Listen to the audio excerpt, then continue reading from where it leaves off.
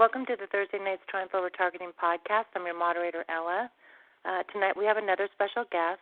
If you are new to the call, though, please stay on and we will get you some additional support, some TalkShoe podcast numbers, and some helpful links and websites. This is a solutions and educational-based podcast, but the views and opinions of my guests are not necessarily my own personal views and opinions. My goal is that everyone can obtain something out of tonight, especially a feeling of empowerment. If you have any suggestions, comments, questions, or especially if you are in need of additional support, please don't hesitate to email me at tiangel2016@gmail.com. Again, that's tiangel2016@gmail.com. So one thing I'm going to do is just go ahead and keep everybody on mute, and then we'll have a questions and answers portion of the call. And so when we're done with the interview, just star 8, and that'll let me know that you wish to speak and ask a question, and so I will answer, hopefully in the order that you are star 8ing, because sometimes it goes out of order, so I apologize for that ahead of time.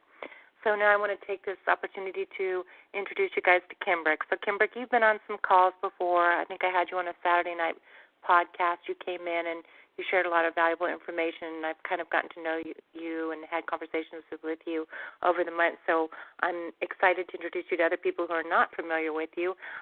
Maybe you can tell us a little bit about yourself. I know you're a father and an activist, so whatever you'd like to say, go ahead and start now.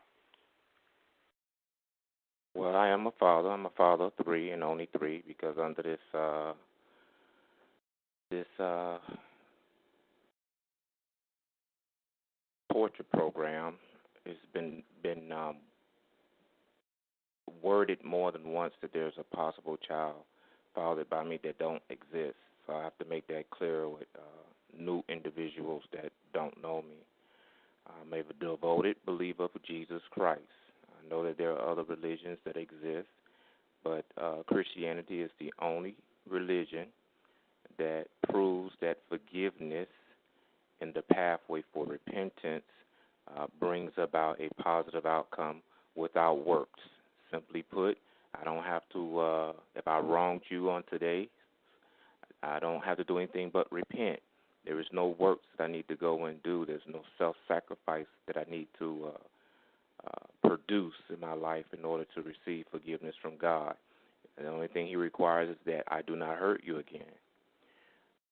I'm doing my best to educate people about the things that have been manifesting around my family from a secular perspective, because on a biblical level, none of this stuff would make sense.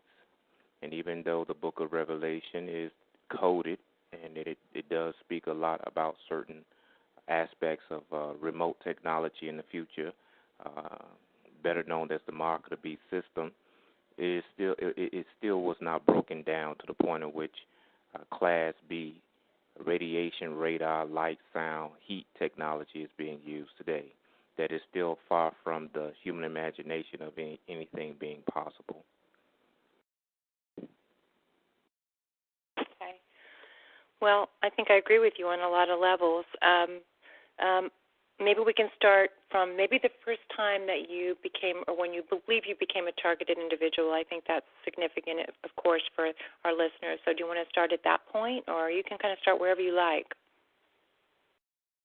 Well, a tortured citizen, I don't consider myself a targeted individual, because if I isolate myself to being an individual that's been targeted, then that means that I myself could just be going through this and no one else. I believe the correct term should be and should have always been targeted or tortured citizens. That's what I am. I'm a citizen of the United States of America.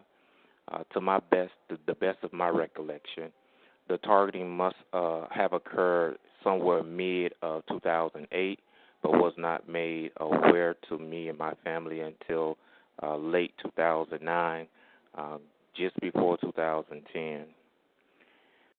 And a lot of events manifested during that period of time. I have never been a part of a church where the Spirit of God has been falsely conjured. You know, you have a lot of churches you walk into, they try to conjure God up, you know, by doing certain things. If you do these things consistently, you conjure God up. There's no such thing as conjuring God. God's supposed to already be indwelling. He's supposed to be in us. The only scripture that dictate that he would not be in us is if we make a practice of evil. So there was a series of visions that was given to me, and I've always had visions since I was a kid. So it wasn't some midlife crisis event that manifested and all of a sudden I started having visions. It was not V2K, nor was it the voice of God technology. I believe the individuals tried that on me at one particular occasion, but they realized it doesn't work on me. These visions detailed there was going to be some events that manifested, but because I was already deeply in love, I have to say that because the last person that I was with, that relationship was toyed with to the point where people fell out with one another and didn't even have the common decency to say that I had an ought with you. And the ought is because of this. After these individuals that run these programs began to manipulate people's lives. In those visions, it showed me certain things were going to manifest. Now, between a cleaning lady, which I'm really not certain as to who that was, and a female individual, which I believe I met that woman personally, the Lord showed me that a woman was going to enter into my home and begin to rumble through my stuff. Now, I did not know when that was going to occur, but that was the first vision that was given me, so I jotted that down. And I began to try to take steps to protect me and my family, which was surveillance myself, surveillance my kids, make certain that we was getting in and out of the house and that no one was tampering with the items inside of our home while we were gone. But, you know, with this program, they manufacture false information for their safe keep. Yeah, sorry, I was a little distracted. I'm having someone who's doing some troubleshooting right now. So I'm sorry I wasn't paying close attention because we're taking care of some technical things that have been going on. But, okay, so what was the last thing you said? And I'll try to come up with a question. I began to surveillance my own family in reference to... I can barely hear you. It sounds a little muffled. Say again? Kimbrick.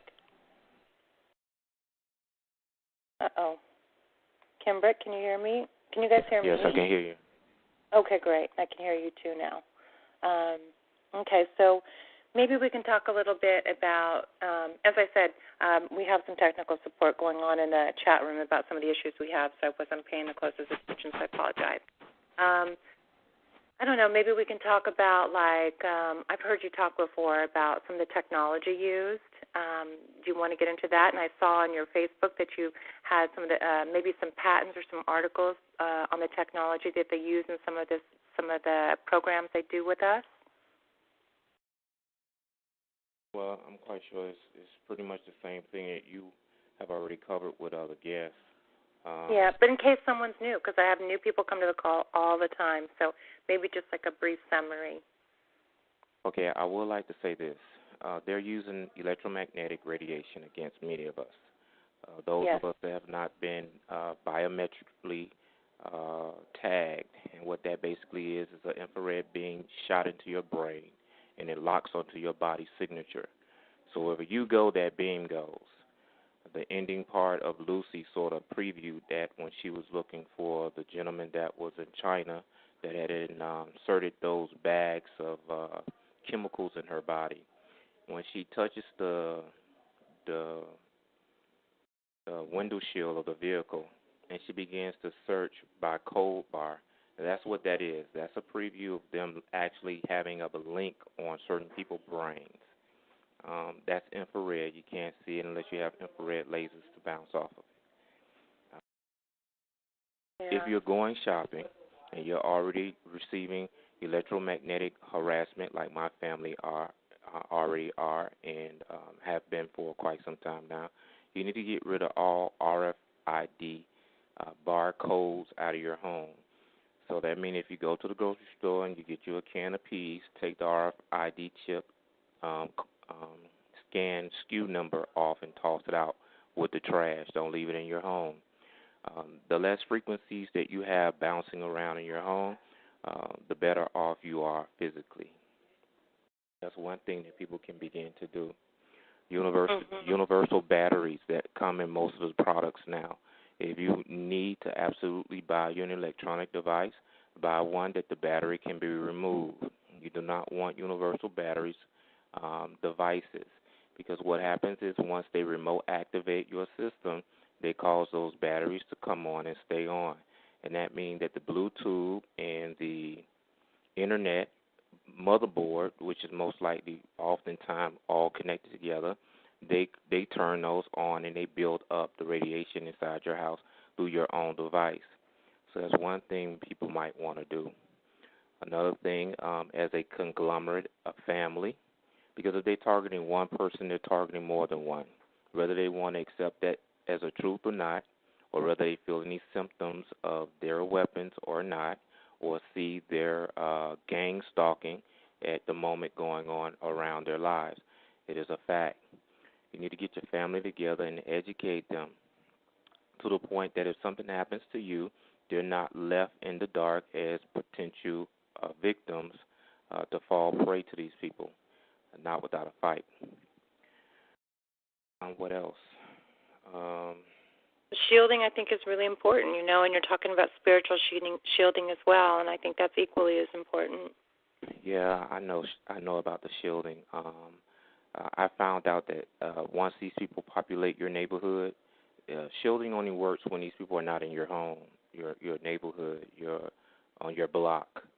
And the reason why shielding works then is because there's not excessive amount of electromagnetic radiation or whatever form is coming in, whether it's sound, heat, laser, or radar, permeating your home. Now, once you get to the level where these people's devices have permeated your home, you have a cumulative radiation going on. That's why I don't understand why police officers and other agencies that claim to be the law of the land can't come in with their devices and detect this stuff, because once it becomes accumulative, meaning it has now absorbed itself into your countertops, your cabinets, your tubs, your clothing, your shoes, it's no way possible for this stuff not to be detected. So that's something that people need to understand. Shielding only works if you're not a high target victim. Now, if you're a high target victim, whatever shielding you use, their system is going to breach it. It's not breaching it because you didn't buy the proper shielding. It's breaching it because 24 hours out of a day, some form of that energy is intruding upon your property. And as it intrudes, it builds up a charge on all that it comes in contact with. That's why you end up having to constantly ground yourself.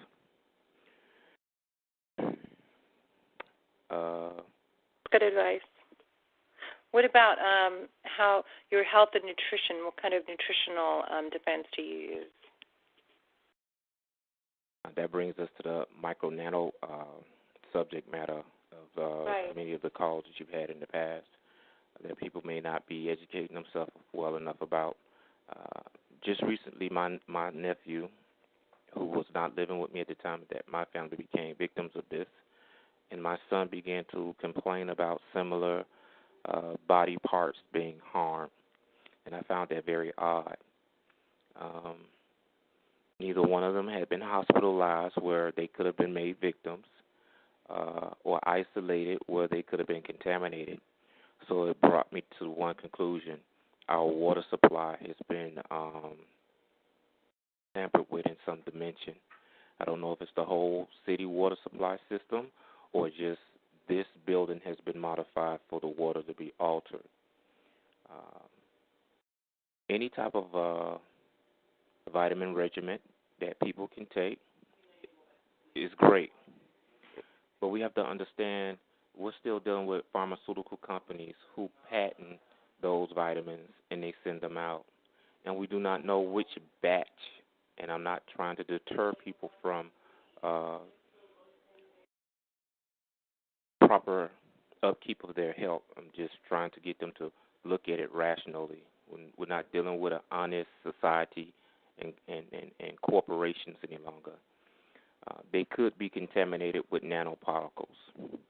Now, Sister Darlene Miles was trying to bring that awareness to people through the form of aerosols that at one point had crossed her path, in which a company wanted to put weaponized technology into aerosol and release it into the air, common air canisters that people would probably purchase and utilize, and no one would know that they had been made a victim of weaponized technology. So as we move forward, any vitamins that you take, just be aware that there might be a chance, especially if you are a high target, that it could have been contaminated. And you have to take it with faith that it would just help maintain the wellness that you already have, and hope it does not help deter or damage any further cells that's already been injured.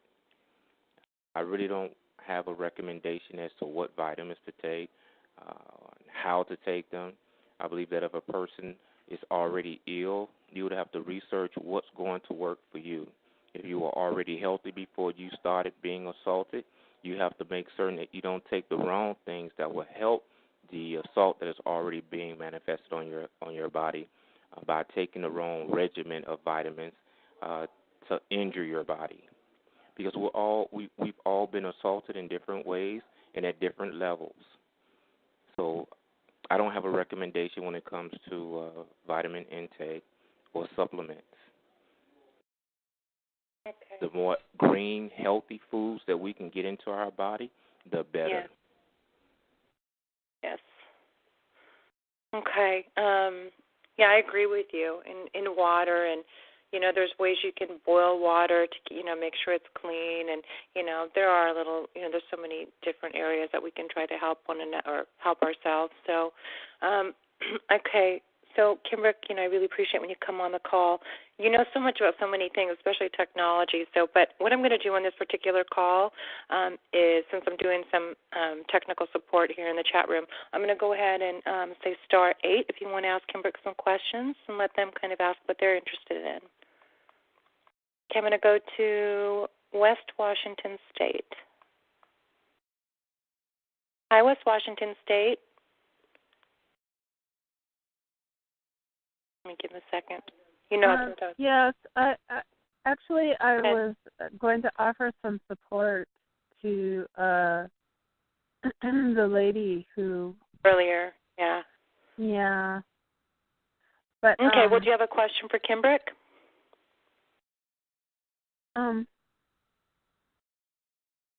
No, just pray nope. for me. Okay, please. I'll go ahead and put you back on mute. Okay, I'm going to go to Northwest New York. Hi, New York. Do you have a question for Kimbrick? No, don't have any question. Okay. Yeah, I do have a question. Do you know does Kimbrick have any advice on how to get National Security Agency from if you're on psychiatric medicine to is there any way or any advice? I know they can go through about any type of shielding. I do take supplements, try to eat healthy, drink water, take protein, but I find the NSA has been targeting me since around 2000 to 2002. They tried, I'm financially stalked, I'm home stalked, I think the cable stalking friends and family. I do work full time sometimes. I do work. I'm having trouble with. They've got authorization to break down my vehicles. They've got authorization sometimes to even blow up motor, just totally blow the motor. I can get the names. I've been targeted by over the past 16 years by about, you wouldn't believe it, about 300,000 people. Different people work me over in the National Security Agency, in the Washington Underground, and different areas for over the past 16 years. And besides the Title 50 hearing, I've got the Q-Wave personal defender. I've got aluminum foil. I don't know what to do anymore to get this terror of the NSA, National Security Agency, to stop. I've tried everything. I've tried. I read the Bible. I've tried different approaches with my psychological thinking. Nothing works. They don't care what you think. They don't care about your behavior. They don't care that you're nice. They don't care that you've never been to jail. I could just go on. There is nothing but your target, and we're going to terrorize you. And I don't know, besides the Title 50 classified hearing, if there's any solutions except for exposing this to people that would get the National Security Agency to stop their terror being on. Do you have any insight or any advice, by chance?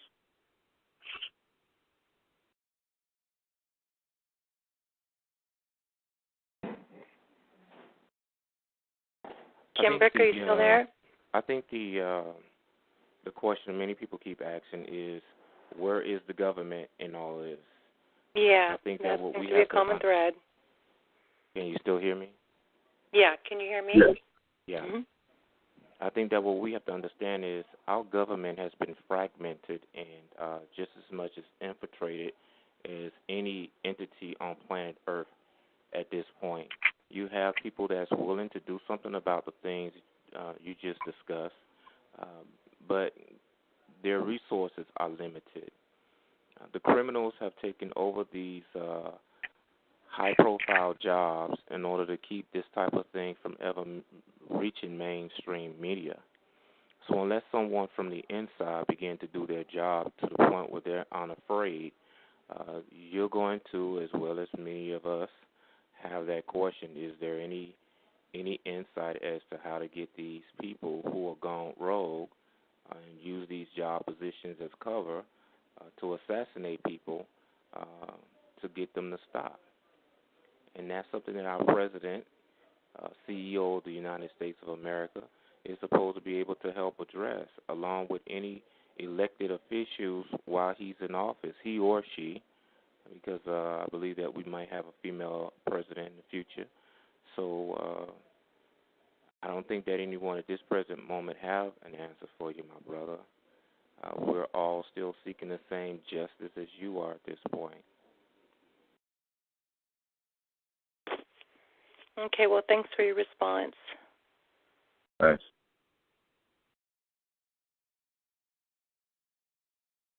Okay, guys, I'm going to come to the next person who has her hand raised. Looks like New York. I don't know if that's the correct order. As I said, sometimes the order is not what actually is the way it's supposed to be. Hi, New York. Oh,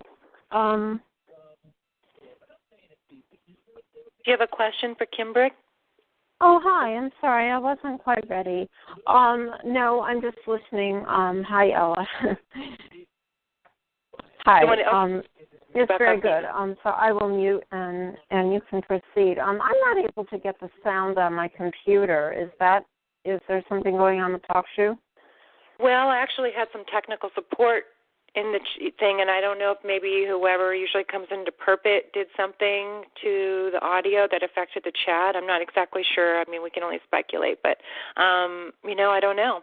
Who knows? Okay. So. All right. Well, thank you, and thank you for the guest. Yeah, sorry about the audio issue. Okay, I'm going to come to California.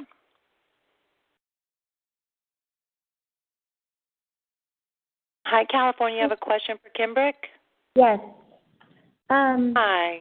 When you were dealing with the technical issues in the chat room, he had told about one vision where people were going through his stuff, and I wanted to hear what the other visions were briefly, because he said he had several.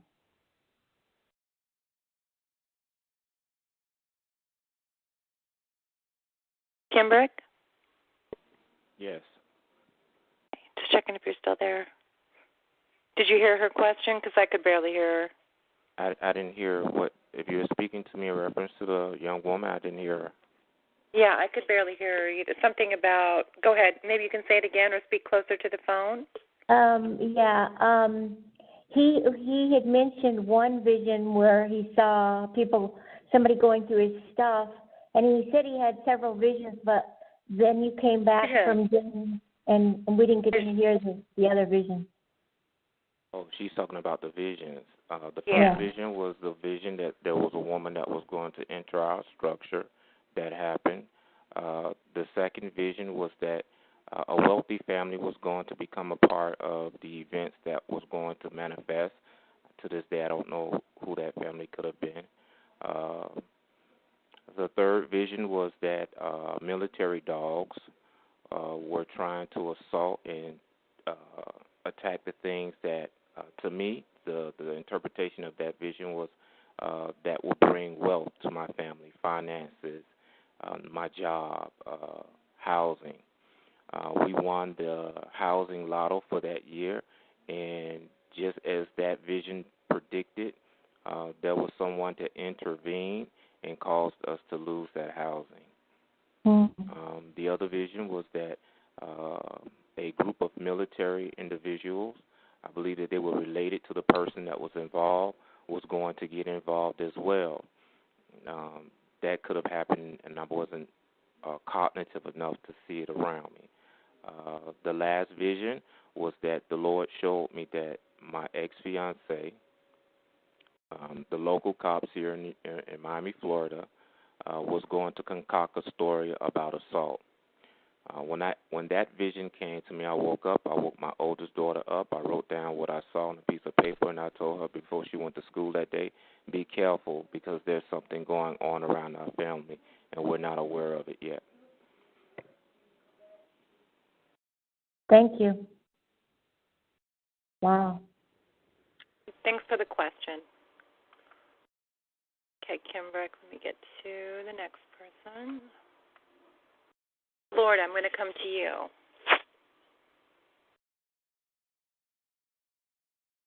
Hi, Florida. Hi, Ella. It's Carrie. Hi, Kimbrick. Hi, Carrie. Hi.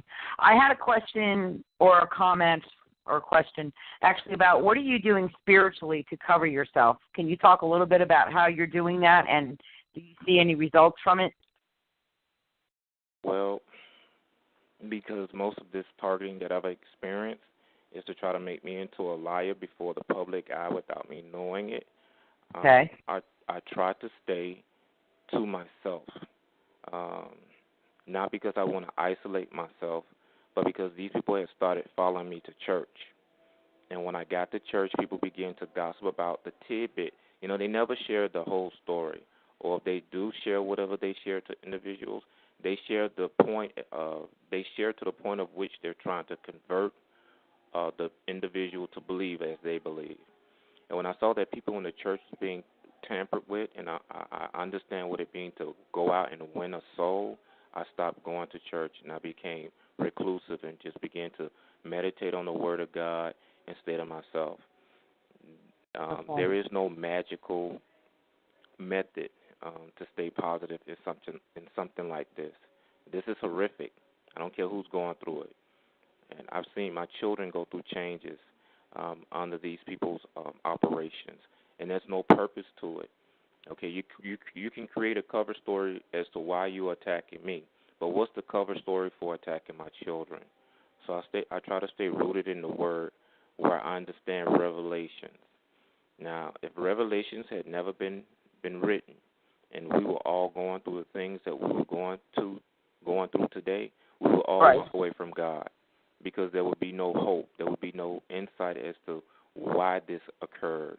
It's occurring because someone has funded the market of beast systems, which takes on a gauntlet of different faces when it comes to technology and the weaponization of the technology itself. Mm-hmm.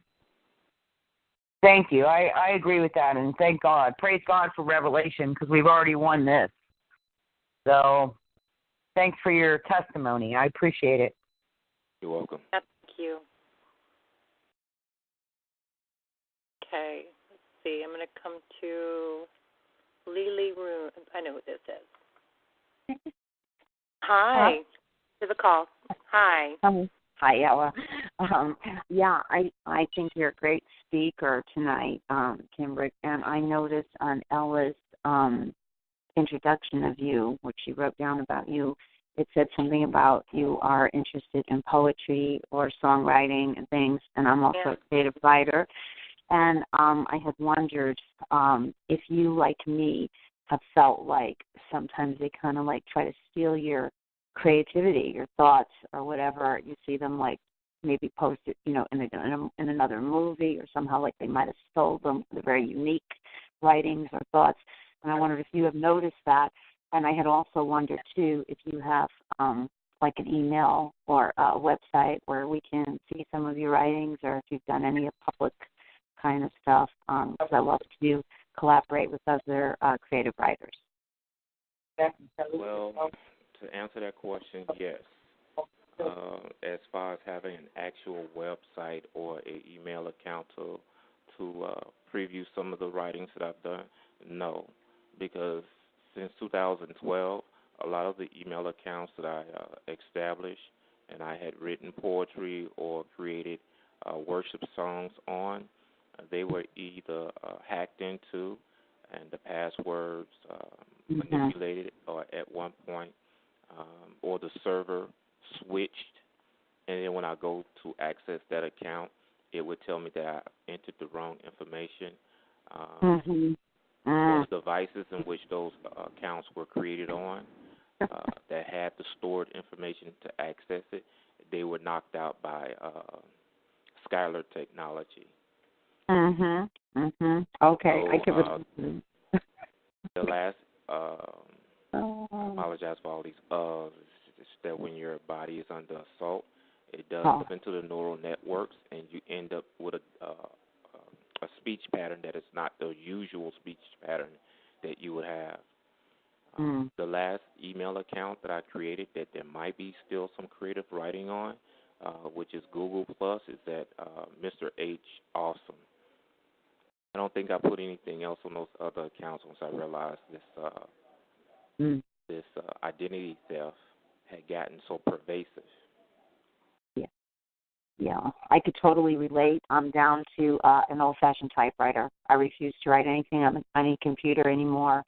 So I'm down. I ordered an old-fashioned typewriter, and of course, that keeps breaking down different times too. So, but yeah, I won't go on anything. Even though they say you can turn Wi-Fi off laptops and all that, I've had them hacked no matter what way you look at it. So I feel like you, which is a darn shame that we can't even, we have to go to those methods to write, which is typewriters and handwriting. And we can't share with others because then they steal or they, intercept, and it's a shame. Especially yours is spiritual too. And I also want to say, praise God too. I think you have a great for your visions and your testimony, and God has got to work this out. He's got this, and I'll yield the floor. Thank you very much, Ella and Kimbrick. Thank you. I would like to say something. We all have to be careful of the way AI technology, because they're now using the cell phones to be a self-thinking entity itself. The new cloud updates. It updates itself as an AI. It's not an Android app any longer. It's an actual AI system that interfaces with the mainframe system that is, I guess, going to be hooked up to the global network when they get all the nations aligned bilaterally, as they keep stating on national television.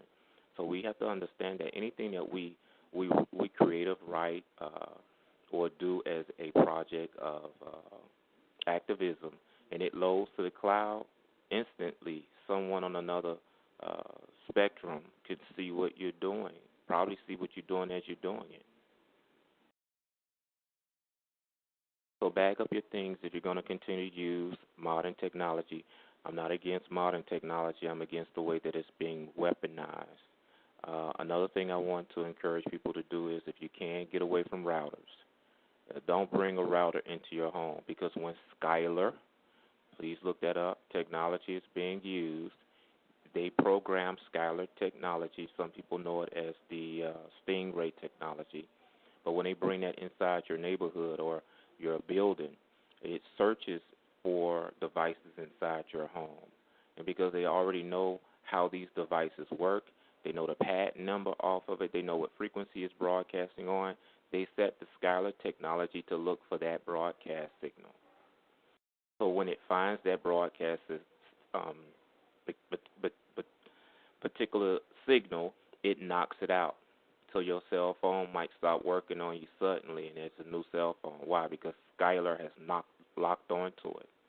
Now, if you've been implanted, you need to understand that your own technology can be linked with your body, and you don't want things linking with you, especially something that is constantly broadcasting, because she's correct. Even though it states that you cut off your Bluetooth, your Wi-Fi, your Internet, if you have a universal battery, it is still broadcasting. The only thing you have to do is put a link on the positive terminal on any of these devices and force it to stay on even though you've turned it off. Thank you for that. That's very good advice. I'll look into that. And I like what you said, technology you're against. It's the people, how it's being weaponized, and how people who are breaking the law and violating our constitutional rights are using it to surveil us, collect information, gather information to harm us, and every other thing that we all are aware of. So I appreciate that comment a lot. Okay. Now I'm going to come down to Georgia, North Georgia. Hi, Georgia. Hey, what's up, man? Yeah, hey, good show, Ella, again. Hey, Wesley. Hey, Kimbo, man, you say you live in Miami? Yes, Brother Wesley. You reached out to him before, but they knocked out my cell phone, so I was never able to call you, brother. Okay, well, my number is 404-453-3364. And see, I grew up in Fort Lauderdale, man. And in my neighborhood, Fort Lauderdale, they messed it all up, man. I can't go down there, man. If I go down there, I can't stay no more than about maybe a week, man. Especially my mom's house. They got a big cell phone tower, like, right behind my mother's house, man. And so I went back there, and I saw it, and it's ordered by the Fort Lauderdale Police Department, man. And I can't even say that. Everybody in my neighborhood got sick, cancer. People I grew up with, they looking old, man. And I'm going back down there probably by the next week, man. I got a little something I got to do. But I'm going to reach out from you, man. I got some information to tell you, man. And see, once I figured out, God showed me what the real deal is, man. You got to don't worry about what you can't do. Just concentrate on what you can do, man. That's what's been helping me, man. But holler at me. You got my number now, right? You said that was 404. What is the middle three numbers? It's 404-453-3364. But they messed Florida up. Jeb Bush messed Florida up, man. I mean, it started in Orlando, where they put the main central, and plus you got NASA down there too, and Cape Canaveral and all that, man. But anyway, just holler at me later on or something like that, man. I don't want to take up too much time, but we gonna get through this, man, everybody. And once I find out what's up, man, it's like whatever they throw at me, man, I don't even worry about it. I go with the flow. Well, don't worry about what I can't do, because whatever the devil throw at you, what you can't do, God gonna show you another way to do it, man. You just got to know how to bob and weave, man, and stay up. But anyway, God bless y'all, Ella. I let somebody else talk. Peace and blessing, y'all. You too, Wesley. Thank you. Now, Ella, I want to talk about what Brother Wesley just brought up, because many people have gone out and they've brought personal protective devices. They've gone out and they spent many people hard-earned money that they really can't replace on laser detectors and different frequency level oscillating systems. I had to create my own because I don't have money like that. But he's right. Police stations are being used as a backdrop to broadcast assault signals in the city limits. I know this to be a fact because I created my own laser radar detector. And I posted it on my Facebook account, a simple method in which people can, because when you're this heavily assaulted, you have to find out where the attack is coming from. And you can't be guessing at it. And when you have a device that the only thing it does is light up because it's detecting the amount of extra energy in your environment, but it's not saying it's to your left, 5 paces to your right. It's a big difference in saving someone's life. So I've isolated all the areas in which my assault is coming from. The police department tower that is located 15 blocks down the street from my family, that's one of the units that they're using to broadcast. Now, I don't put into practice the habit of saying the police is doing it, but I can say that their tower is being used just like you can port internet. If a hacker wanted to keep themselves anonymous, they would use your internet server to port themselves through, and then they'll use another internet server to port themselves through. They're using the technology to bounce signals off of radio towers and satellite dishes the same way. So I've isolated where my family assault is coming from with 100% accuracy, but it's the local city council that has not become active in trying to actively stop things like this. That's the problem. So he's correct. People need to recognize that police, the municipal, that's what it is the municipal broadcasting channel that they're bouncing their signals off of. And that means, that's why some people say, well, every time the fire department drive by, I get shot. No, it ain't the fire department shooting you. They're using the municipal broadcasting system that the fire department and the police department are on. So it gives you the false notion that all the fire departments are trying to hurt you. All the police on the force are trying to hurt you. No, the technology that they're bouncing their signal off uses their radio signals to harm you. Yeah, that makes more sense. But how misleading it is. Some people just, until you're in this for a while and until you hear enough people talk that can help you kind of make, what's the word I'm looking for, you can kind of adjust your interpretation of what's going on and maybe get a little more accurate. So the more you try to just, listen to people like you and listen to other people, and you can kind of come to your own conclusions. So I agree with you on that note. So let me go ahead and find another. Here's New York again. Let's see if they're ready. Hi, New York.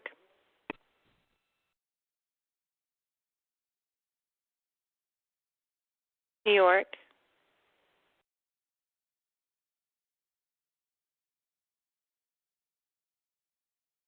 Okay, guys, star 8 if you have any more questions. We got 90 people. I'm sure somebody else has some questions.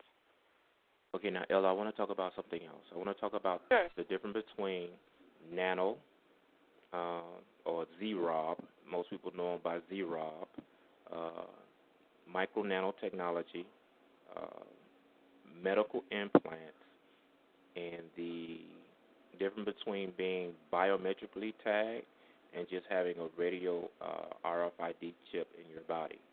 Because what I find in most of these calls, everyone is trying to find a solution for just being implanted.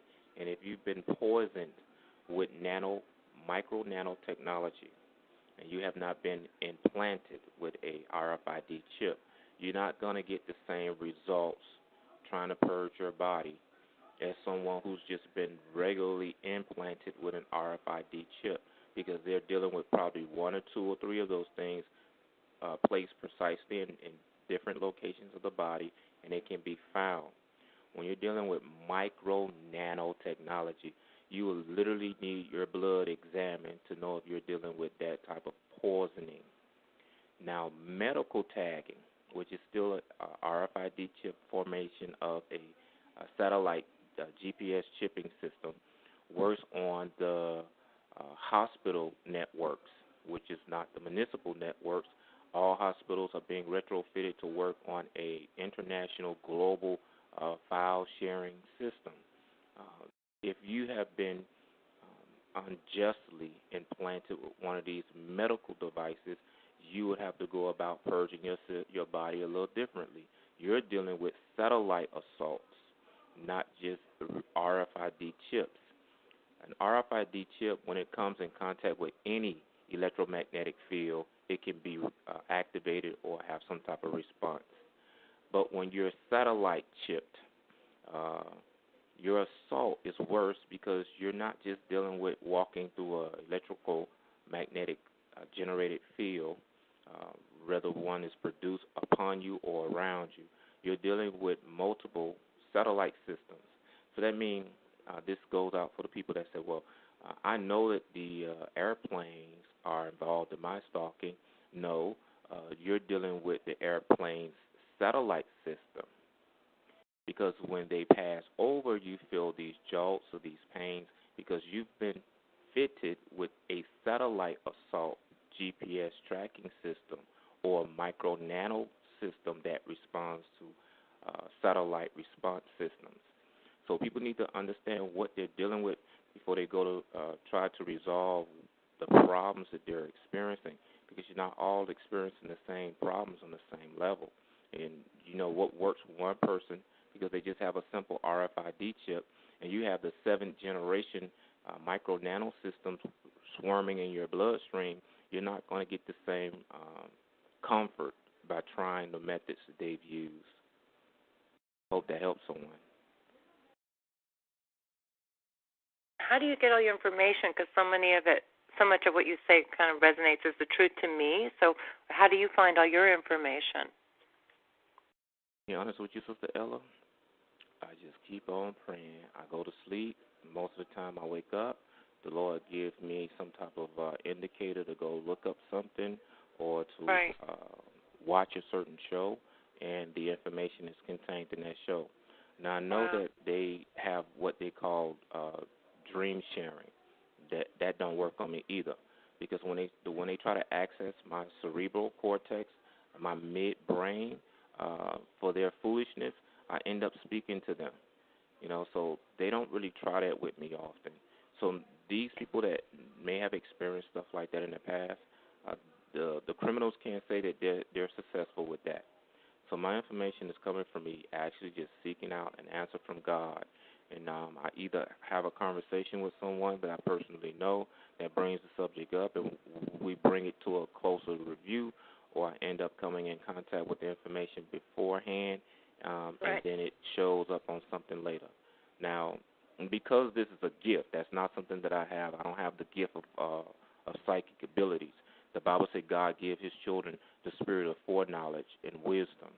Now, one of those is strong on my life. So I oftentimes have to write stuff down. And as I write things down, in the midst of me writing things down, there could be the manifestation of the information as it happened. And I need to tell people that the way that I have, because a lot of people are being assaulted by these dream-sharing programs like Inception, the movie Inception, where the technology actually invades your midbrain while you're asleep. It only works while you're asleep. They like to do it when you're falling into your deepest stage of sleep, and they insert bits of information in your dream life. If you're cognitive enough, you'll realize this is not my dream, and you'll end up waking up. If you're not cognitive enough, you'll end up going through the whole dream process and waking up feeling as if probably you've had a nightmare, or they will present the information as if you have psychic abilities now. You're not a mutant. God didn't make mutants, and the only mutants that's on planet Earth are those that willingly sign up for these stem cell research mutation programs. And God forbid any one of God's people fall subject to that, because that's not natural. You're mixing human DNA with animal and plant life, and we're not animals, and we're not plant life. We're made in the image of a creative God. Yeah. Well, thank you for that answer. That was very profound. Okay, so let's see if we have any more questions. I keep getting this New York person raising their hand, but I can never hear them. So, again, if you want to just join the conversation, we can kind of open it up and just have a discussion. So, *8. Funny, sometimes everybody's trying to speak at once, and some nights very quiet. See if I can get New York. Oh, here we go. California. Hi, California. Say again, I have another question. Sure, of course. Yeah. Well, he mentioned that like when he went to church, he would hear people saying part and partial things against him. At least he heard some things. I've only heard that I'm a crazy lady, and initially I could tell somebody was being told that I was dangerous. So crazy and dangerous is what I've heard, and Karen Stewart said the same thing. But so at least he heard part of it. Can he share? Because I bet in the store the smear campaigns run similar. Can he share any part of what people were told? If that question is directed towards me, I would say this. When this technology is released in your neighborhood, because you understand this is a frequency, just like the radiation that they're shooting at us, there are 5 neighbors right now that's receiving the residual cast off from this technology. Now, they say that they can pinpoint accurately isolate this assault to just one person, not when this technology is a cumulative radiation. That means wherever you shot me, if I was standing in my kitchen and the radiation hit me, but it went through me and went through the next wall, that means on that other side of the wall, my neighbor is receiving residual cumulative radiation exposure. To some degree, their home, their family, cat, dog, daughter, mother, father, they're going to show symptoms as well. Not as fast, but they will start showing symptoms of exposure to this. So when they're trying to access your cerebral cortex and they play these dream casting games, that's their way of broadcasting information like the television. They're using your brain's natural electromagnetic field to send information through. Now, if they can do that to you, the neighbor next door to you, they want the neighbor next door to believe that you're some bad person. They would stimulate a dream to manifest in your sleep life, and they would translate part of that, not all of it, only the parts that might be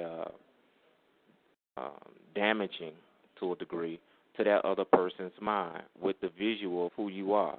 So the next day they get up and they see that, oh, now your face looks familiar. Oh, I know something strange about you. And then they hear tidbits about who you're supposed to be, what you're supposed to be about, and they go, oh, but they don't realize that they was just dream mapped, or what's the other form of mental control of a person when they put them under hypnosis. They was dream hypnotized, but they just don't recognize it. Okay, thank you. Okay. She made herself back up for me. Okay, so now I'm going to come to Michigan. Hear me? Yes, I can hear you. Hi. Hi, can you hear me? Yep, we can hear you. Okay. So my question to the speaker is, it seems like my car is being accessed when I'm being messed with. Like I get attacks on my genital area or my leg while I'm driving. But when I use a detecting device, a lot of times it goes through the frame of the passenger door. So like around the window frame and then going all the way at the top of the window frames to the back or along the roof. And I'm wondering if if there's anything built into a car that can direct energy that way and they can just then zap on your car. All of our cars are pathways for directed energy weapons to be effective. If you don't have a late model vehicle, something that was made in the, let's say, the late 70s, the early or mid-90s, I would say. No, not even the mid-90s because they had the satellite radio then. I would say the late 80s, where paint was still more or less lead paint. you're going to be assaulted in your car. The only reason you see a lot of these perps in these old vehicles because they're muscle engine cars. It's just the engine, the starter, and the transmission, and the alternator. There's nothing extra in the circuitry of that car or the door mantle. Many occasions, it's not even a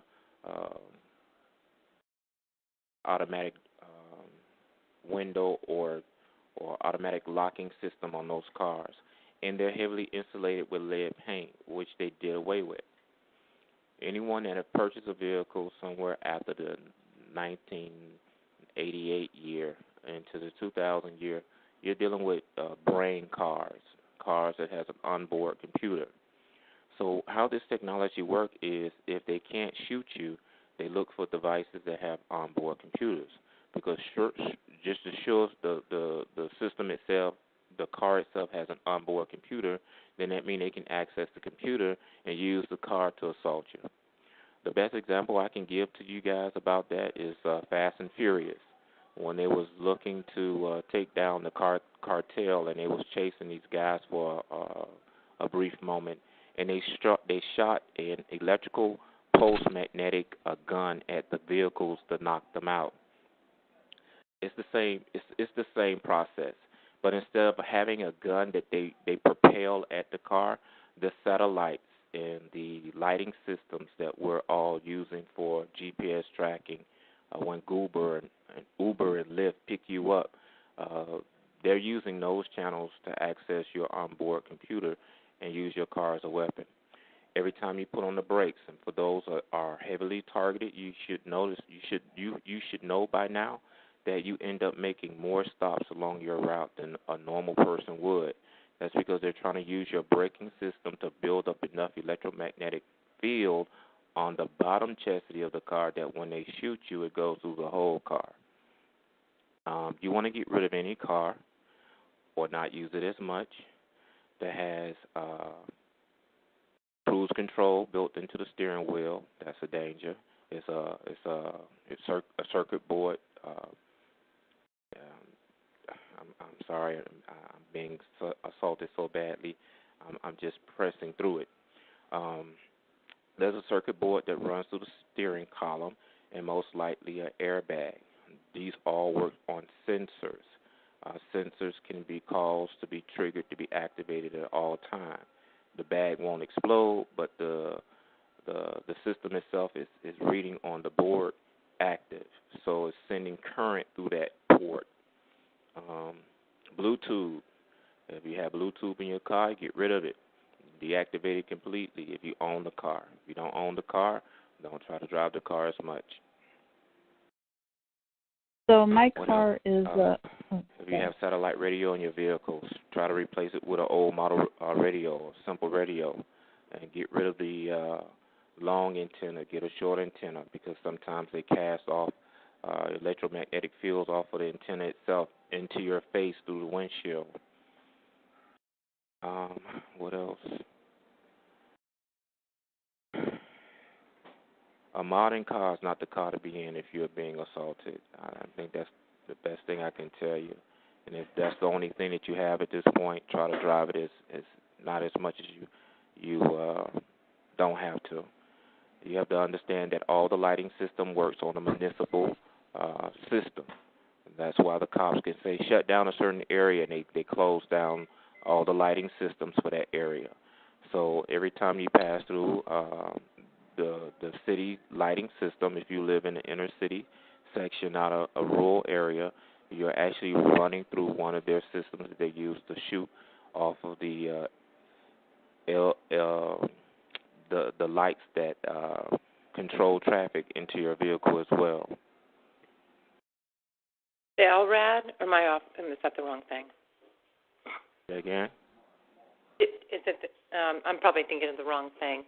When you said the L something, I thought maybe you were talking about LRAD. But probably not. I was actually about to say the LED screens. The LED, yeah. Okay. Hope, do you have any other questions? Did you get your question answered? No, thank you very much. Can you hear me? Hello? Yes. Hello? Okay. Someone asking me a question still? I'm sorry? Is someone asking me a question still? No, I think they were just trying to see if she wanted to know if we could still hear her. So now I'm going to come to Florida. We have another Florida on the board. Hi, Florida. Hi, it's Carrie again.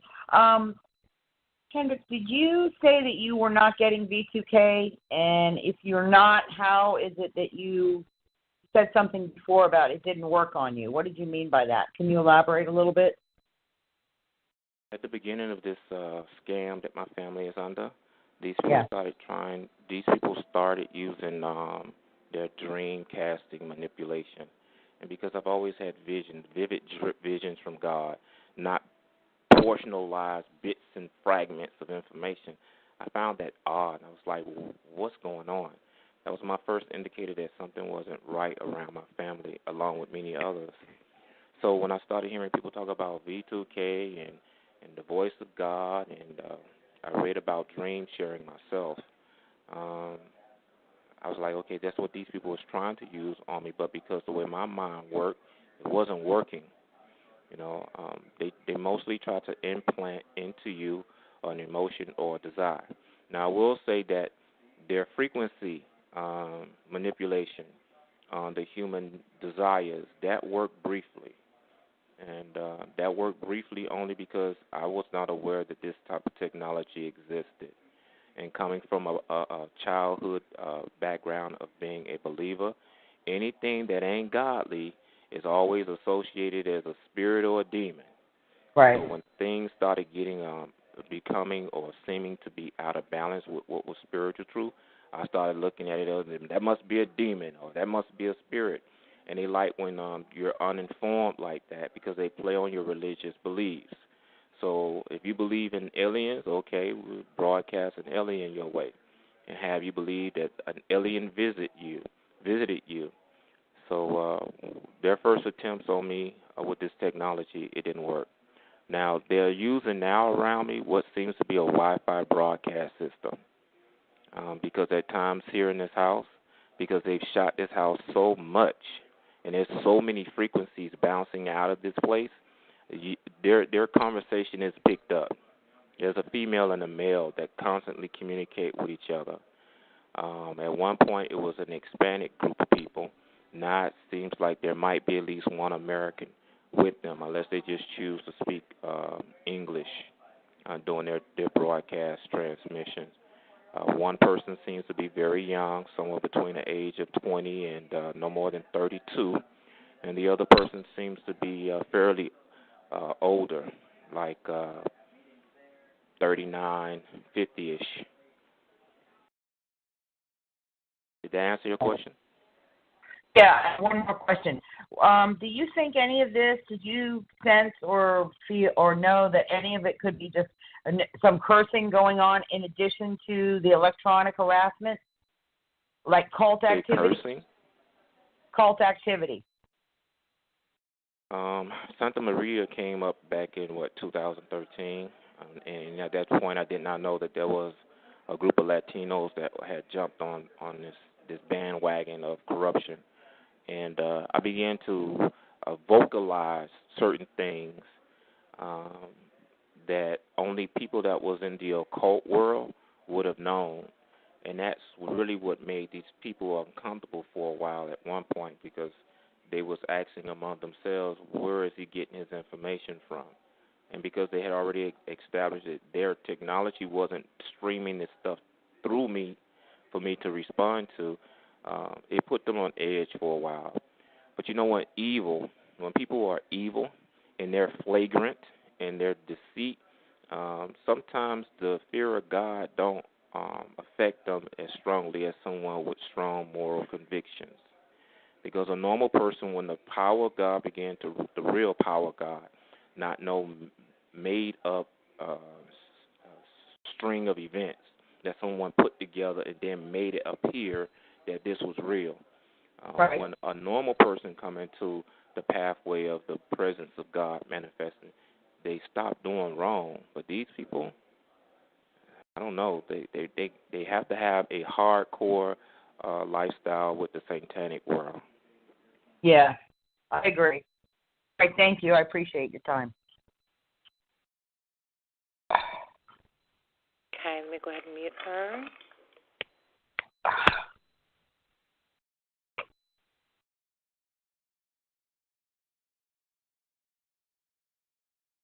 Okay.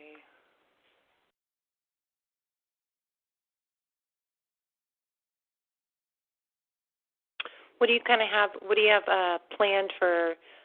Do you have any upcoming plans? What are you going to do in the future around this? And what do you plan on doing for the next year? Speaking to me, Sister Ella?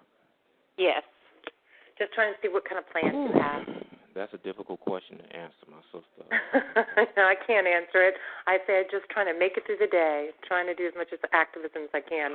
That's my plan. So didn't know if you had a different one. Since I become vocal about this, and because the visit of Hillary Clinton to Homestead, Florida, is so close to this thing, right. these people try to keep me quiet. And I did not know that my family was being targeted by members of government, along with whatever criminal cell or local criminal gang that already existed here in South Florida. I was just speaking the truth, that a lot of odd things began to manifest around the relationship that I had, and it was not always godly. And I'm not a person that live in negative thinking, but that's what they try to continuously generate. And they never talk straight. All the people that I've come in contact with a part of this program, they always talk half-phrased subject matters. Like if they know something about you, they never tell the truth about the subject. They talk about the issue. So which is the truth? Is it the issue that's the truth, or is the subject that's the truth? Yeah. So I'm just trying to do my best to educate people, as many people as I can, about what's going on.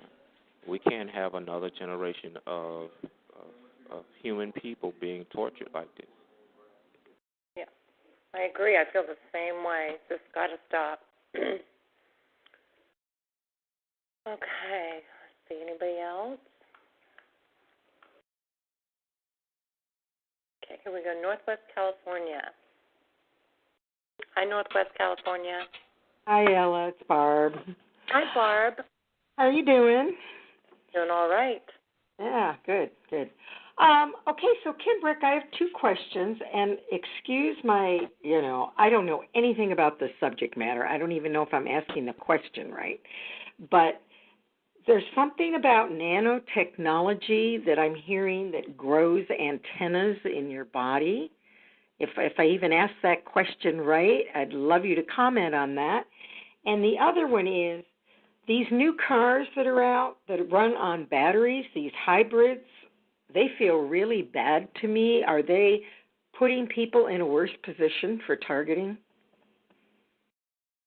Well, if the car itself is just a battery-operated car, no, it's not. However, if the car has any components that would have to link to satellite, yes. What they're trying to do is, and this is bad news for all persons who are targeted, you have to understand, I believe it's called Air Network. Everyone listening, if you get a chance, please look up Air Network, because the radar laser detector that I created out of a flashlight, a regular 1.5 volt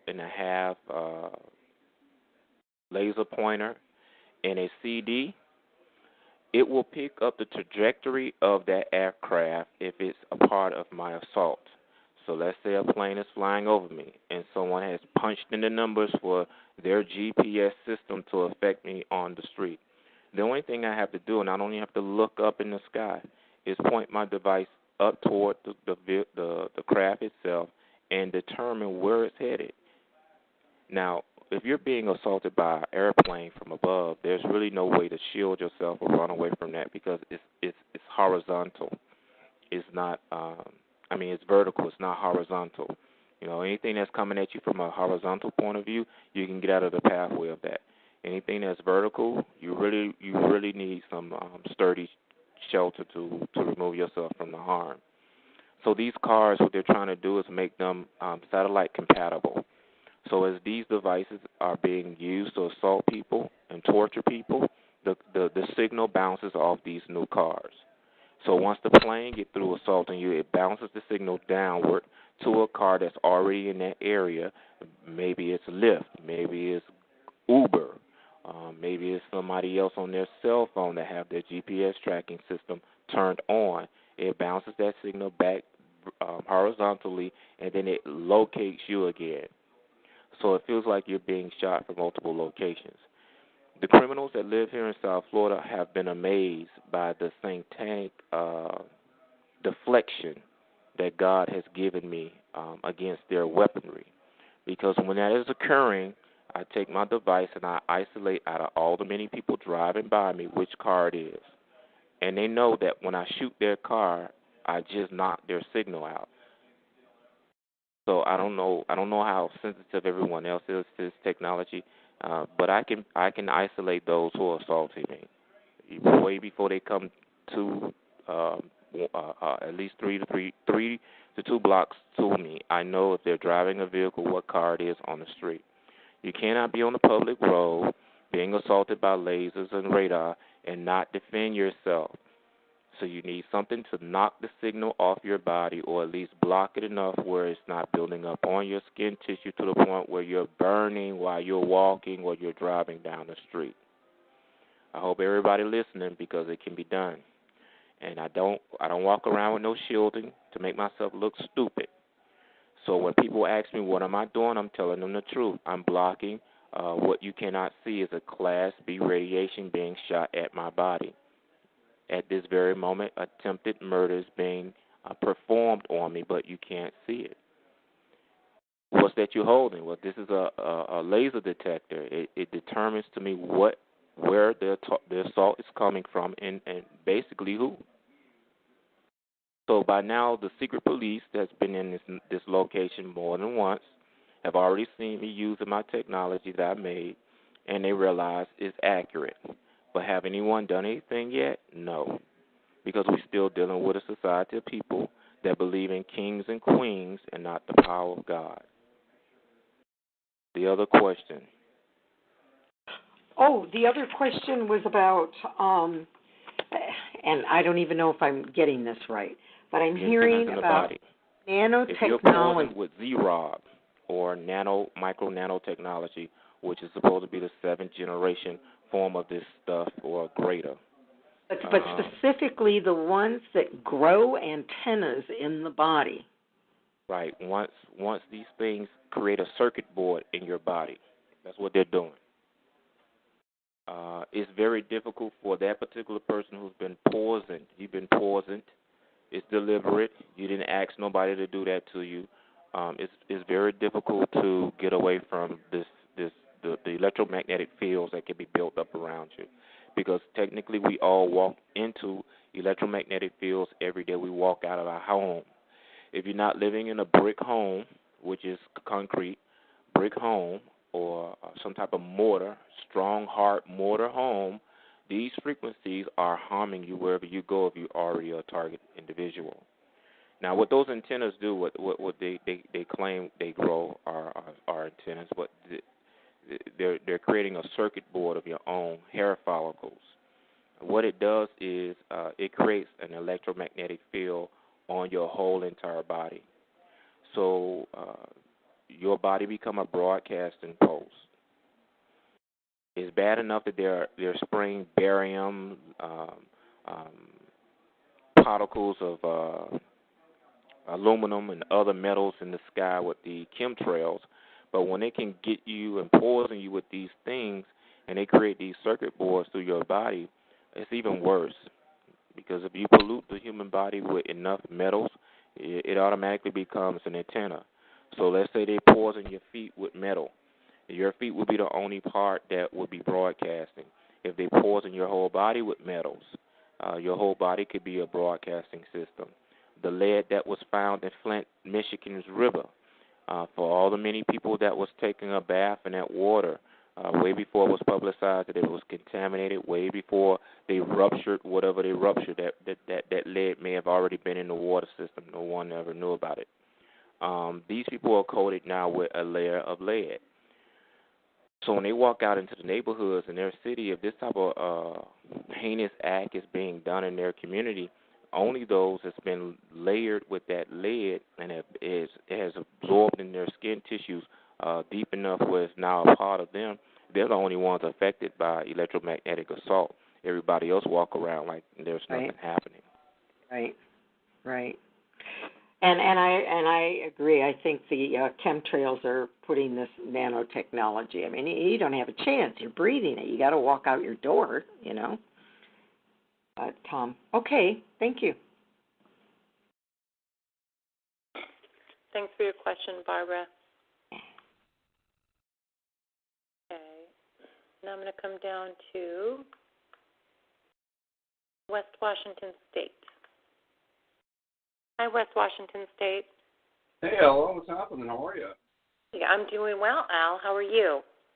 Okay, I kind of played hooky. They had their way with me last night. It's the first time I think I've ever had to take a day off since I can remember. Nothing stops me, but I had this I had a really complex installation, so I couldn't attempt it with 2 hours, and I know they'd be frying me, so I just took the day off, which is unusual. But anyhow. Well, anyway, well, it's good to hear you got somebody from Southern Florida up here. I got a couple questions for him, and I was impressed with your what little I heard. I didn't catch everything. I had to get another call. So the nano thing you're talking about is really true. I mean, to a great big degree. I don't really understand it. I mean, verbatim, but I mean, I grasp the concept, and I think that that's a very big part, or I don't know what the percentage is amongst us, and that's a big part of what's going on, because you are an antenna, and I'm sure that they can pick it up, and then you're just a piece of meat, and it's for sale, and whoever can pick up a paycheck, they're going to do it by shooting it at you. So I agree with all that. The laser, you designed the laser thing yourself? My family is heavily targeted in my building. I've already called the local police more than once. They stated that they did not have the technology to isolate and find these things. In my early 20s, to be more precise, at the age of 19, I went to school for electrical wiring, for commercial residential wiring. Mm-hmm. And I was sitting in my house now saying, Lord, there's no way possible for there not to be a counter for this.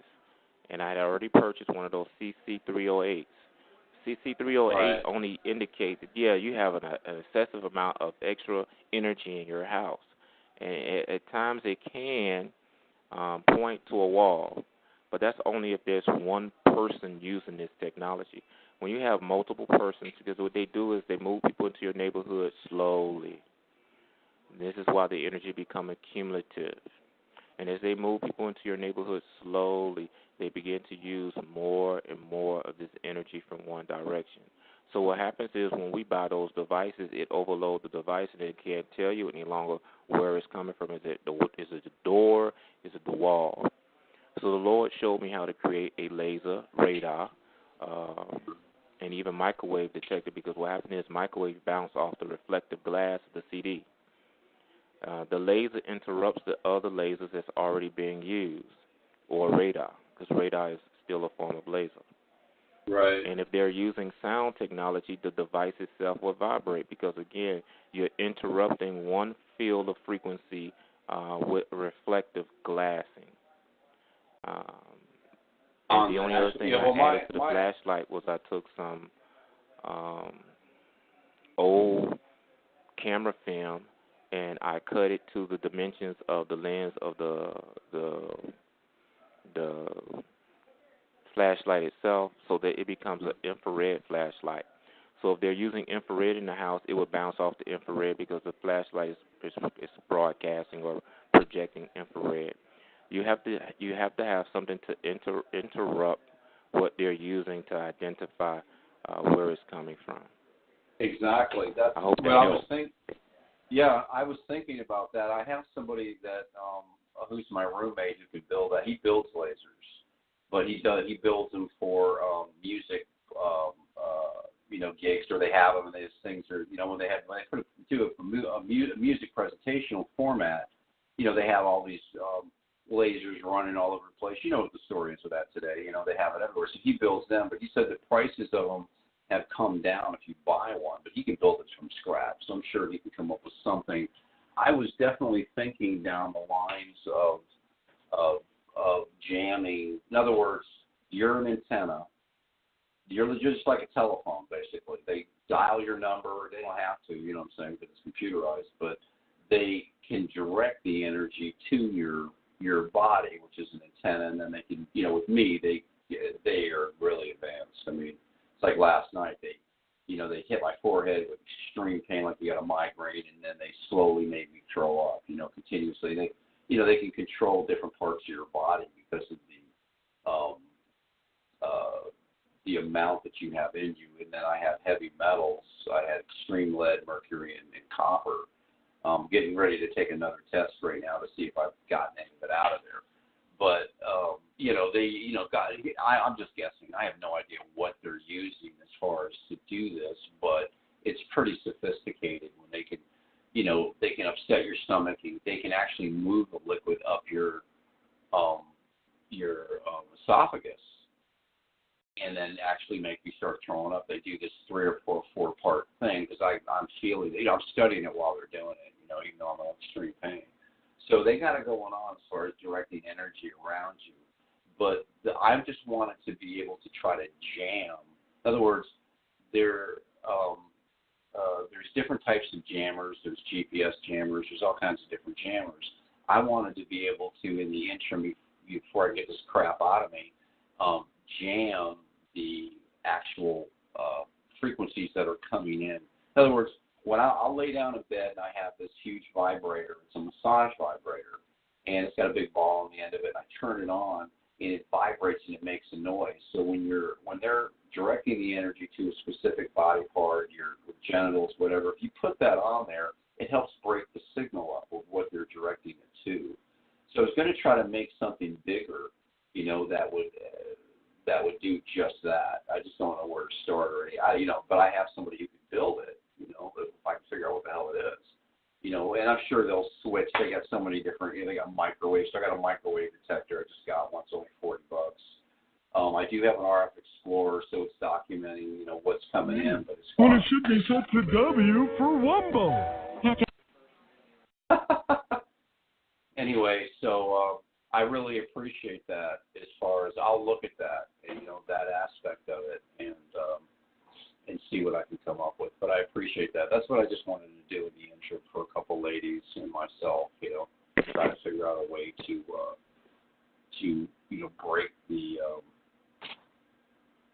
All we do is we put, like we'll have different types of large amounts of mylar and stuff. We'll try to use to block it. We use gels, cold gels. That does it. Fuck you. That helps. That helps slow it down a little bit. You know what I mean? So, in the interim of getting that kind of crap out of your body, and then you have to be aware of how they're delivering it. Who knows what they do, how they put it in you, poison you. Guess that's why they call it electromagnetic poisoning. Today it's scary how sophisticated it is, where it self-replicates. And then they move it around your body. So it's scary. Scary stuff. But I appreciate your opinion and your time in the matter, sir. And how's the weather down there? Cocksucker. How's the well, with weather modification, the weather could be great down here. It could be bad some days. So at this point, we really don't know if it's the natural nature creating the weather or heart have a hand in what's going on. But it's been pretty good lately. Hasn't been really hot or humid or anything, no?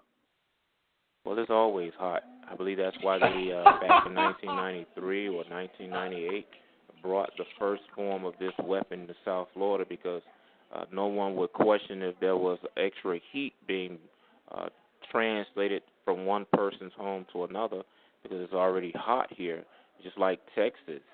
But for the most part, under normal conditions, it's been pretty great lately. That's great. Yeah, I'm from there, so I'm homesick, bro. I'm all the way on the other end of the country, but I'm homesick. I want to come home bad. No, definitely. Now, what is Mylar? I think you said it was. Yeah, I use I have a couple different things I use, but it doesn't really work. Yeah, the space blankets, you could get about 6 or 8 of them and put them together, and I also use a Shark sleeping bag. It's a thermal protector. Say if you were spooking an area or something, and they call the cops. Let's just say you knew the house around a certain area had a energy weapon. Fucking your cocksucker. Had a weapon in it, and you were spooking the neighborhood trying to see if you could spot it, whatever, who was doing it. If the cops were called or a chopper came in, they use thermal imaging to spot you. This will protect that. It's called a Shark. It's like a Shark sleeping bag. And so I take that and turn it inside out. And it's Mylar on the inside. So I but they're $100. So I fold it up to where it'll completely cover your head, just your head. You're a fucking asshole. And it'll help break the delivery of it a little bit. When you get hit in the cranium really heavy duty, you need something. I mean, I've got very severe brain damage from this crap, and where they're continuously hitting a portion of your brain, and you can't remember names or simple things. I mean, I've been reading for a quarter of a century. I'm not a doctor, but I definitely can hold my own when I'm hanging out with professors, attorneys, and physicians. But now, I can't even remember. They say, "Who is it?" And I'm like, I can barely. I understand what you're saying, my brother. Yeah, man, it's not good, bro. So I'm all over it. I'm on. I got the right people helping me right now, so I'm on. We're gonna handle this. And this is and how you are fucking. If people get a chance, there's a show called The Genius. There's a segment called You Must Remember. If they want to understand how they're harming the human brain, just watch that segment. There's a cop that has a heart attack. His brain reverts back to, I think he was 10 years old, and his wife is trying to get the medical staff to help him. And what they did was they used an electromagnetic stimuli on the mid portion of the brain. And that's the portion of the mind that they constantly like to assault. I know that they attack the frontal lobe, but that's because they're trying to alter your behavior. But the real personality trait of who you are is the core of the midbrain, and that's where they like to assault while you are asleep. I apologize that you've gone through, just like many of us, the things that you've gone through, and it should not be. And on the subject of a laser, if you already have a friend that can build lasers, these lasers will knock out their system. I heard people say, that's what I'm gonna. 20 wires, and you connect it to your power, your fuse box, and you ground it. It'll knock their system out. That's only if they're connected to your power system. These people are not connected to the power system here. They're on the same power grid, but they're not connected to directly the box itself. So what happens is when your laser, if your friend can make a strong enough laser, it will blow their system. You will hear it or feel it depending upon how your body has been affected by their technology. My family, they tell me that they feel rumbles. I actually feel the actual blowing of the system that they're using, and they have to start all over again. But because people such as myself who have no technical background and have learned how to do certain things like this, they normally try to increase their harm against me because I'm a high-risk threat to their system, because God has given me wisdom beyond my capabilities. And that's the whole purpose of sharing my story. People need to understand that God is greater than this, but we don't have people who are strong enough to stand up to these people who are people, unless they're demonic spirits in human flesh, which that's a whole different show. No, I hear you. I'm grounding, too, pretty heavy duty. I have on my feet. whenever I'm in front of the computer, which is never because I work in the field all day long, I'm trying to have a grounding plug-in, where you plug in your lighter where it's grounding when I'm driving. Then when I come home, I put a grounding strap on my arm and I'm trying to ground my feet. I also have a grounding pad I put on, I have a vibration pad. It's like a massager that you put in a chair. I put that on my bed, and then I put a grounding pad on top of that because I toss and turn all night. Plus, I put a grounding, and that helps your body try to heal. I'm trying to reverse this, and I'll do it with advanced nutrition and a few other techniques at the same time when I'm going after them. Eventually, I'll have the right people to come in. So, like, say where you're living right now with your family, we'll spook them, we'll find them, and we'll deal with it. And that's what they need. Fucking cocksucker. Yeah, I'll show you who's the cocksucker.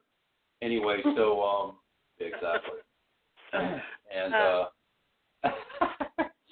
anyways, yeah, that's what they need, you know what I mean? Anyway, so I really appreciate your positive spiritual directness in this area, and there's people working to try to come around and help these women. I mean, it's like Ella, a married, together lady with 3 kids, and they're attacking her and hurting her. It's just I can't even describe what I want to do, and I don't feel sorry for any of these people at all. They know what they're doing, and they're adults. Yeah, suck my dick. We'll see who's going to be doing that too, brother. It's going to be you. Anyway, so I really appreciate what you're doing, and thank you, and I hope to be down there soon. Maybe we can have a little talk. Shut up, dickhead. I'll be down there soon, you can reach out to me on Messenger. My Facebook page is Kimbrick Hunter. How do you spell that? But if you need to have a direct conversation with me beyond this, you can reach out there and friend request me, and then we can make links to probably strategize. Because the other thing that I created was a low voltage MP, a wooden MP electromagnetic pulse gun, because they know how to reverse polarity. So I try to stay away from batteries. The Earth is able to generate high concentrations of energy, so I'm trying to learn how to create high concentrations of energy without a battery source. Because well, how do you do that without a battery source? Who's been affected by their technology, and it's not still to this day clear to me as to how they infected me with their technology. But I can tell you, it definitely don't feel good. I can't be around things that generate energy for too long. It's almost as if they try to force it to merge, and people need to have some form of defense. Now, this low voltage MP electromagnetic pulse gun that I created out of wood and some magnets, it does help.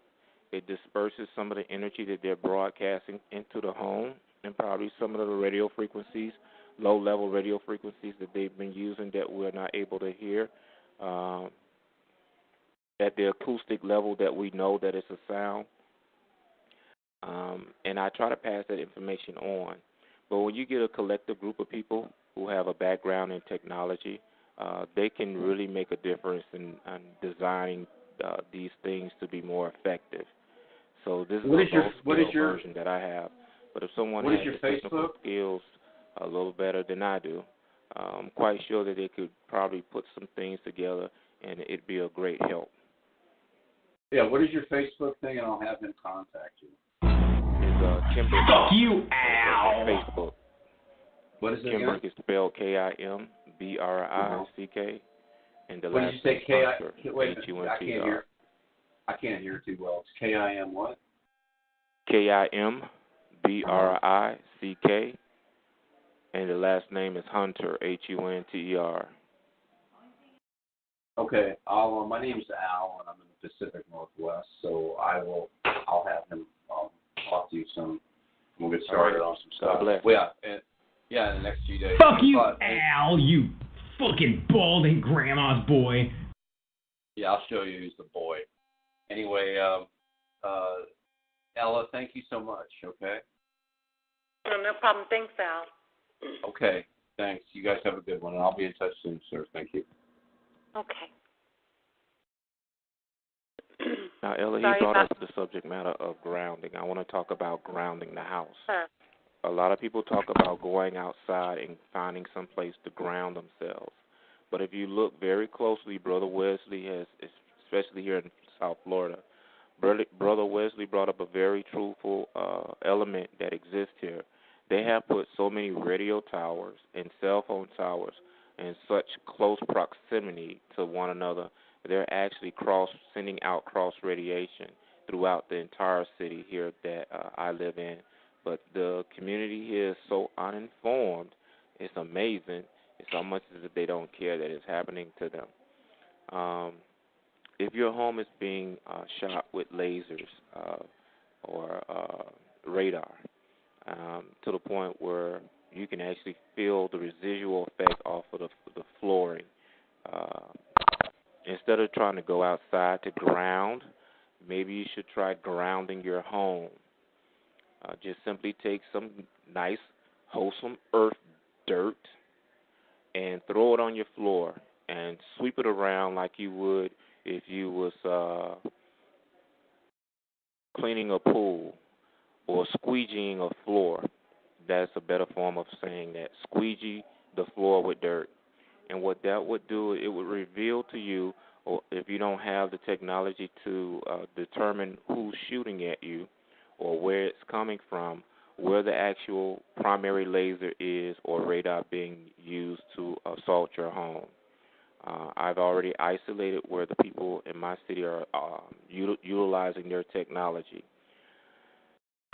And I just want to pass that information on to the many women that might be presently being victimized, and you don't have a male companion or a friend that will be able to assist you always.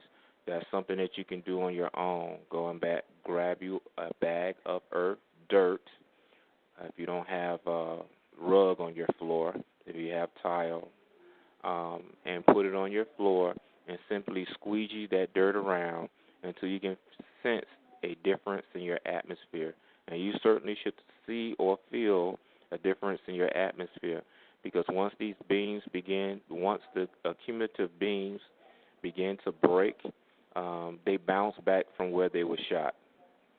So here in my neighborhood, there's someone below us, and there's someone to the south end and the north end of us utilizing this technology, besides the person that live above us. And I believe everybody that live in the building already know they always try to put someone above you for whatever reason. So that's something that you all could look into. Thank you for all that insight and information. Okay. I'm going to go to, it shows California is one on my board. I hope that's accurate. Hi, California.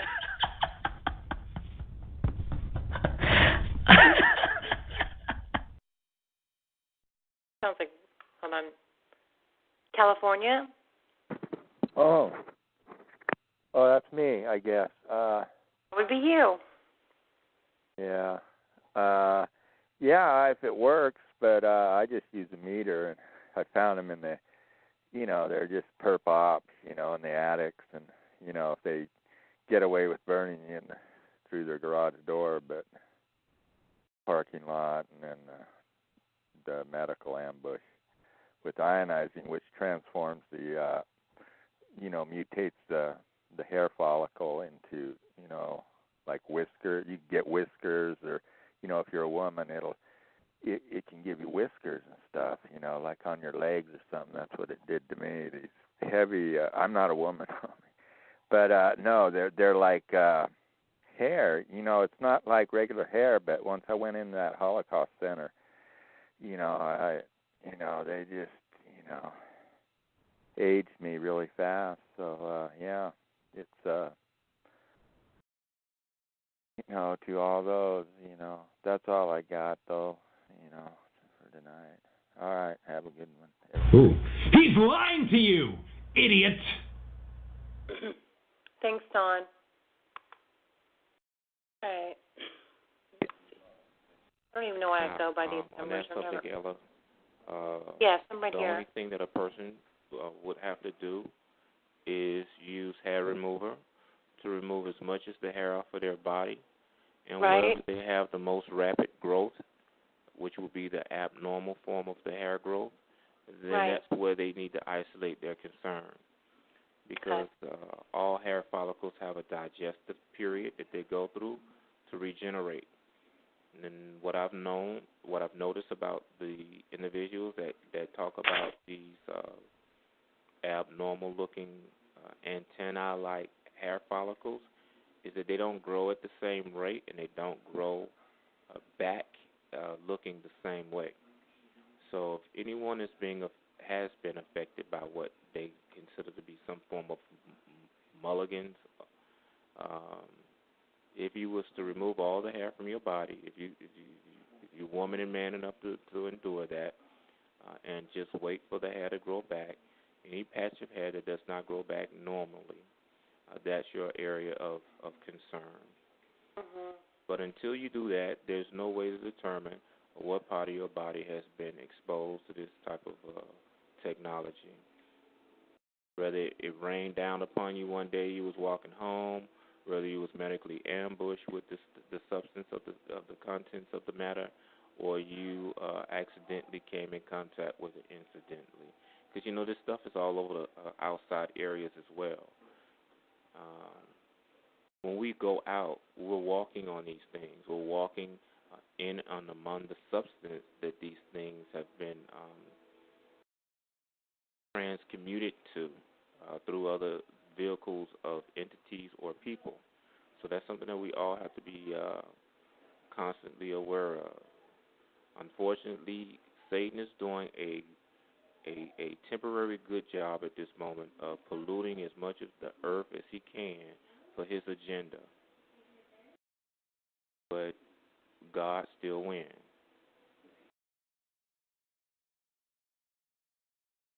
Yeah. Okay. Well, thank you. Thank you so much for all this information and sharing all your spirituality and everything else as well. So we still have a lot of questions. How are you doing? Are you up for a few more? I'm up, my sister. I'm enduring whatever these people do. They do it anyway, so I might as well spend my time trying to help people than to sit around just being hurt. Yeah. Yep, I hear you. Okay, James, I'm going to come to you. James. Hi, can you hear me? Yeah, we can hear you. Okay, great. So, Kimbrick, that's some really good stuff. I'd like to hear how you do the, you said a laser to defend yourself against some, people with a weapon in their car. Is that right? That's correct. Okay, and are these the same weapons that they have in the portable ones that they use? No, they're using a much more refined form of this weapon. It might even be as simple as a modified antenna on a cell phone. You have to understand that cell phone really is nothing more than a microwave, a handheld microwave. But a technician with the right skill set can take the antenna and modify the antenna board, and every time they press a button or turn on a certain app, let's say GPS or texting, it becomes a light broadcasting weapon. And that's what people don't understand. Mm-hmm. So what happens is when someone is shooting a laser at you, the only thing interrupts the laser is another laser. Mm-hmm. Now, do you believe that lasers can go through glass, but they can't go through a opaque wall or something like that? Well, depending upon the gauge or wattage of the laser, if you're dealing with the average laser, it was not designed to meet solid mass and go through it. When it meets solid mass, it ripples. It bounces back to the sender. Now, if it was wadded precisely at a certain wattage, then yeah, it's going to go through wall and concrete. And their technology goes through walls and concrete.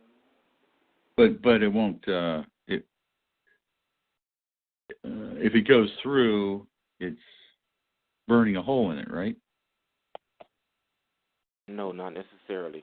When you're dealing with light technology, at a certain gauge, light has the ability to penetrate, not burn through, but just penetrate, because the density of the object in which it's making contact is not stronger than the light itself. The normal light that we all come in contact with on a day-to-day basis does not act like that. Artificial light, however, that's been concentrated into a stream or a beam will act like that. Now, if you're talking about sound and just radio signals, those would bounce. If it comes in contact with something solid, it would bounce. Even if you was to increase the consistency of that signal, it would still bounce. Once it meets something solid, it would bounce outward or around. Now, if you modify a laser, which these people have already learned how to do, it stays in consistency to the format of the wattage that they're sending out from it. Then it goes through concrete and ceiling. The only thing they need to know is the density of the concrete in the ceiling. But are you saying that it would go through and still have power enough to hurt you and not burn through the wall? Yes, it would. It would go through the wall, would go through the concrete. It would show no indicators on the physical wall of the concrete until it makes contact with physical form. Flesh does not have the same density as a wall or concrete or brick or a piece of wood. Uh-huh. Okay, I was of the opinion that it would lose its, crash into the wall and lose its power real quick, and that it couldn't go through anything it couldn't burn through. But I guess this is how their technology works. If they wanted to isolate a person inside their home, at first they send out a signal. It runs an analyzation once it bounces off the surface in which it's aimed at. So if it bounces off, and they already know the density of what it bounced off of, and it comes back as sheetrock, then they know that what's the average inch of a sheetrock. Okay, increase the beam that it goes through sheetrock. Then they send another signal, and it goes through that sheetrock, and it bounces back to them, because the beam itself don't go through solids. It has to be, the frequency itself has to be adjusted to do that. So anyone that's being assaulted inside their home, these people did not just show up and point a beam at your door or your wall, and it went straight into your home. It took time for them to learn how thick your walls were, how thick your floor was, how thick your ceiling was, and then they increased the wattage on the light systems that they're using to assault you. And if they're not using that as a form of assault, then they turn your whole house into an electromagnetic field, that everywhere you walk through your home, you're walking through some form of an electric charge. Did that answer your question? Yeah, I'd like to find out more about that. Whatever device you created to knock out whatever they're using. Do you think we could get together sometime and talk about that? Well, what I did was I tried to send that out as to many people as I could that may even be a little bit smarter than I am, to try to help generate some type of counter agent. Because what people have been using as shielding, it's not going to continuously work when you're dealing with a laser or a radar that's constantly being beamed or broadcasted towards you. You need something to knock out the signal as frequently as you can. Here in my city, the only reason I came up with that, the Lord gave me the wisdom to create that, is because everywhere I walked, they were trying to burn my genitals, or they were trying to burn my eyes, or they were trying to burn my rectum. I'm like, Lord, I can't even go and take care of day-to-day activities for my family. Simple things like going to the school and picking up my daughter, or going to the grocery store and shopping. So he showed me how to defend myself. Yeah. Okay. Well, first of all, I just want to tell you what background I have. I have a 3-year associate degree in electronics engineering technology, and an associate degree in biology, and a bachelor's in computer science. And I'm not smart. I just have this training, and I use it to help myself and other people. And I found that an Android phone with a certain application on it will act like a directional meter and work about, 90% or 80% to 90% accurately. Have you ever tried that? I've tried before I understood what I was up against at the beginning of all of this. All the suggested meters on these apps that people said would work.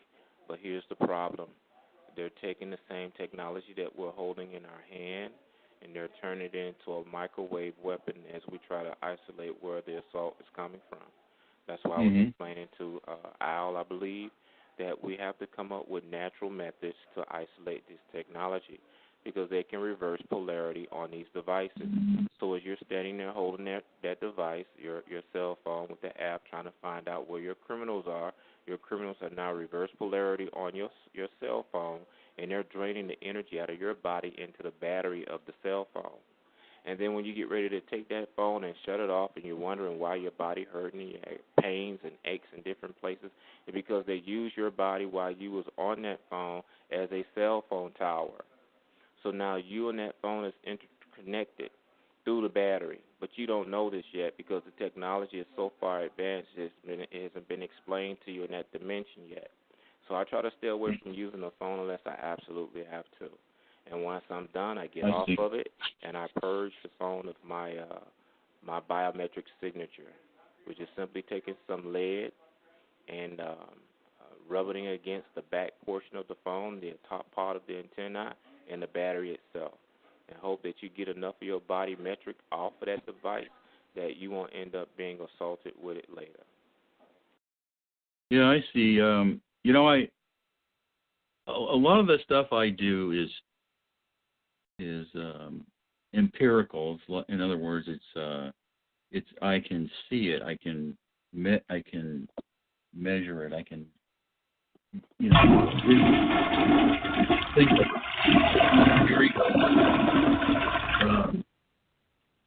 So what I was thinking was that, knowing what I know, I think this is what I thought was that a phone doesn't have the circuitry, doesn't have the power capability to transmit any kind of a strong signal, strong enough to hurt anyone.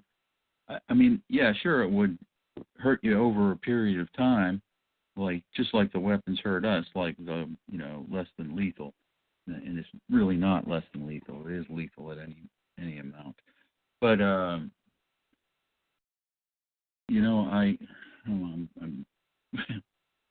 had a point here and I forgot it. But I do like I said, when I get hit with these energy weapons, they hurt. So that is power. That's it goes up into the microwatts and maybe milliwatts per square meter.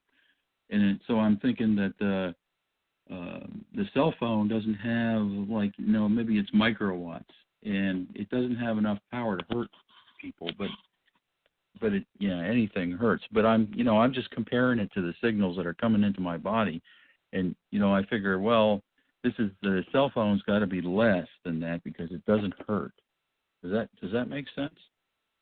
I understand what you're saying. The wattage of the battery is not equivalent to the point in which it would inflict non-lethal or lethal pain to a human body. But at the same point, you have to understand you're not dealing with non-lethal weapons to the point in which they've been the cell phone itself falls in the category of non-lethal or lethal. You're dealing with a technology that is able to bounce a signal from a device that has the voltage capacity that would harm, and it does not need a great deal of battery energy in order to create that voltage on another person or an object. Again, we're dealing with technology that's not always explained in such a way that's so lame that everyone understands it and can carry away with an understanding that's beneficial. So I try to do my best to break it down.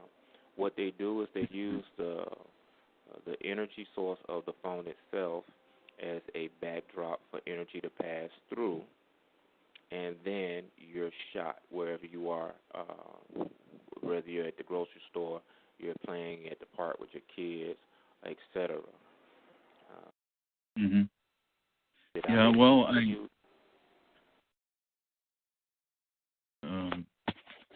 what was that last thing you said? Did I make sense to you? Oh, yeah. I'm to a certain point. I still have to think about that, but I've been using the Android cell phone app. Several of them that I use, one in particular, and it may have been compromised because I think I've seen them turn it off so that I can't measure. So maybe that's what they're doing to other people that try to use my idea and it doesn't work for them. But I don't know. I've been using it this far, and I'm still until I'm convinced that it's hurting me more than what they're doing.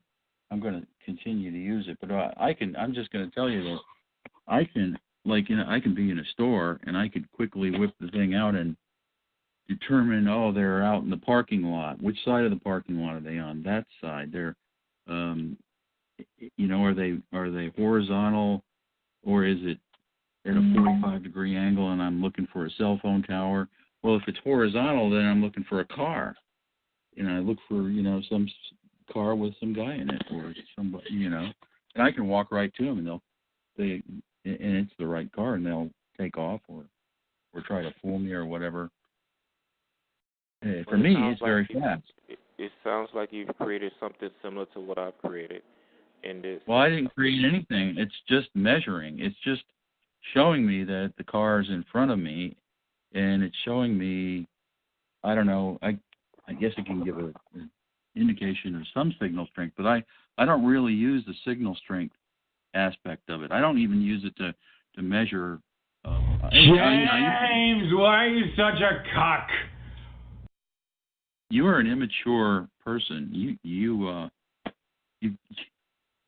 grow up like that? Have you always been like that? He's stunted. Somewhere he got stunted in middle school. I don't know. Mm-hmm. But we'll stop. Got the emotional maturity of an infant. Going around.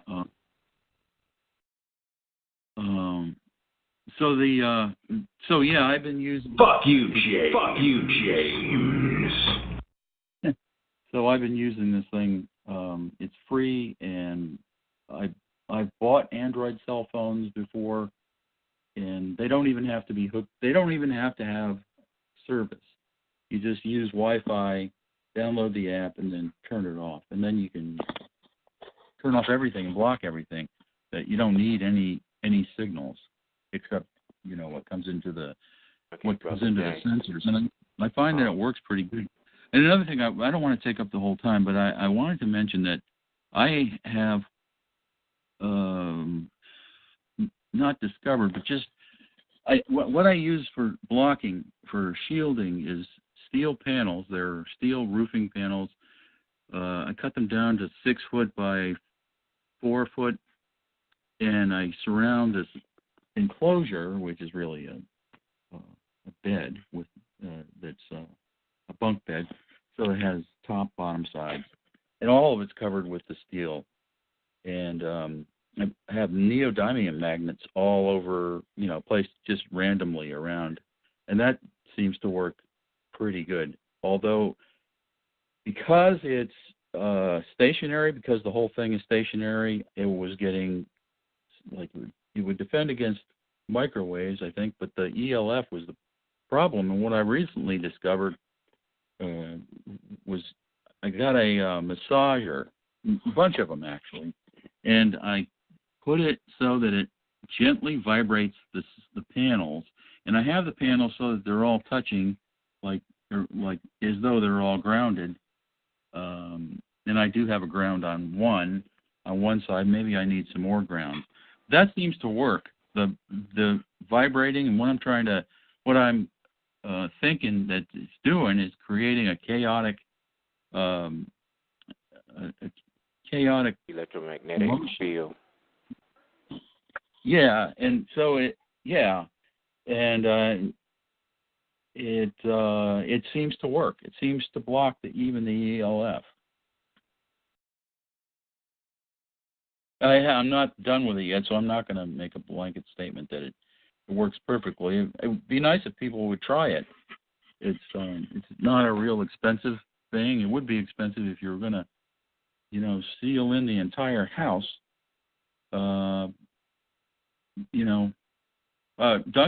Robert Duncan told me one time, and I'm not sure about him entirely, but he told me that the only thing that works is he said if you have, like he used the example of you have one magnet in one hand and one in the other, and then you twist them back and forth, that will block it.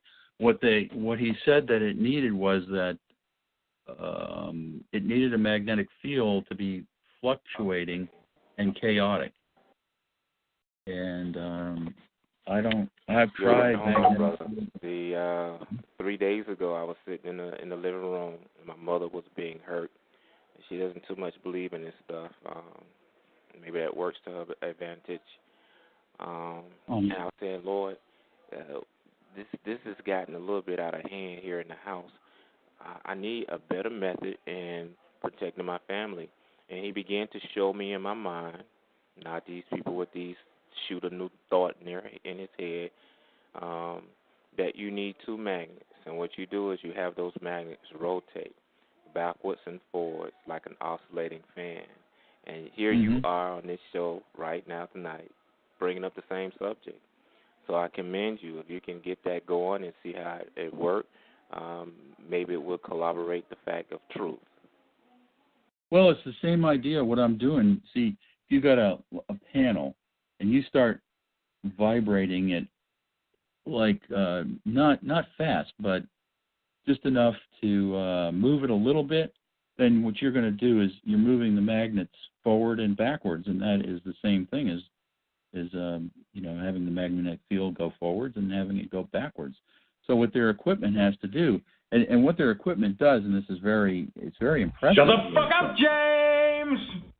It's very impressive that it can adapt to see when I have the magnets all over it, and they're stationary, they're fixed, and they're static. So their weapon will hit that and automatically not work, and then it will figure a way, it will go around that field, and I don't know how it does it.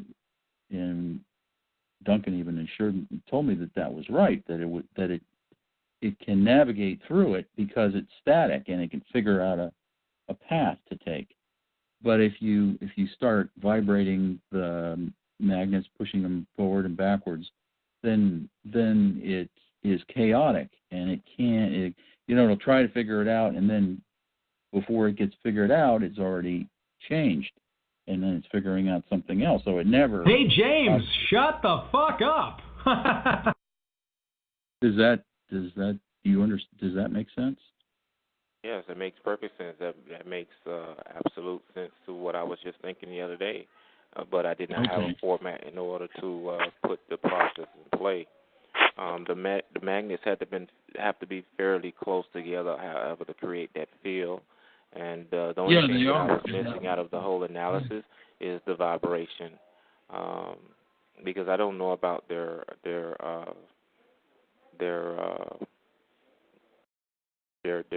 technology being able to adapt. That's something new to me. Yeah, that's the thing you have to do is to get it so it can adapt. I know it can adapt if they're static fields, if their magnets are not moving or the fields are not moving. But if you get them moving, James, everyone knows you're a Mexican. Professional Mexican. You're an idiot, buddy. You're an idiot. Just ignored him. Do you realize that you're killing people you're a murderer and you're a traitor also. That's all I want to say. Yeah. Just ignore him. We all know that this person's, I'll be nice, pathetic. We'll just say that. Mm-hmm. Anyways, or they're either ill, they're getting paid, or maybe all of the above. Who knows? But we'll just ignore him. Sorry, James. I'm sorry to upset you.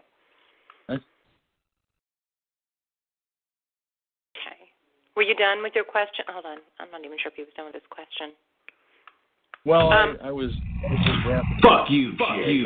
So I should probably hurry up. Were you done, James? Didn't hear you. No, just one more second. So Kimbrick, can we? You were going to get together with Al. I was wondering maybe a few of us can get together and talk about technology and how to. You guys have more technical experience than I do, but I welcome the invitation. I gave him the same information I can give you. The best way to reach me is off of Messenger right now because they knock out all my cell phones. Every phone I get turned on, they seem to knock it out. Okay. You can find me on Messenger under my Facebook name, Kimbrick Hunter. Okay. All right. I think we should whoever's got any electrical experience at all should get together in like a group and try to, bounce ideas off each other, because that way, that really works. I've noticed that, with the techno crime fighters, I don't know if you watch that with Pinecone Utopia. They're discussing things, and they're finding, just between a few of them that are there, they're finding new things, and they're giving me ideas. So just bouncing ideas off other people that have, the ability to think of things, but just can't for some reason. James, you have a peanut, Willie. Sir. Anyway, so I'll let other people talk, and I've seen you on Facebook, and I have Messenger, so I will contact you with that. And okay. Talk to you later, Kim. Ella. Yeah. If I can, I wanted to. The only reason I wanted to come back on, I don't want to interrupt anybody. I wanted to let him know, sir, what you can do is you can get an iPhone, and you can go to this website. Okay, I want you to write this down. It's called StingrayShield.com. Okay, go to that website, StingrayShield.com. Get an iPhone through eBay or whatever if you can't afford to buy a brand new one. Get a Stingray Shield case, and your problem is solved. Also, okay, that's the end of that problem. You will not have a problem with your phone again. They won't hang up on your calls. They will not be able to intercept your phone. Another thing you're going to add to it is called Signal Text. SING or SIG, SIGNAL, TEXTING, texting. Go to the App Store in the phone of the iPhone and put it in there, and that secures and encrypts your texting. So it's secure. Okay, can you repeat that again? It's StingrayShield.com. Okay, got that. Okay, then you're going to buy an iPhone. You'll see what cases they have. When they first came out, I bought a iPhone SE.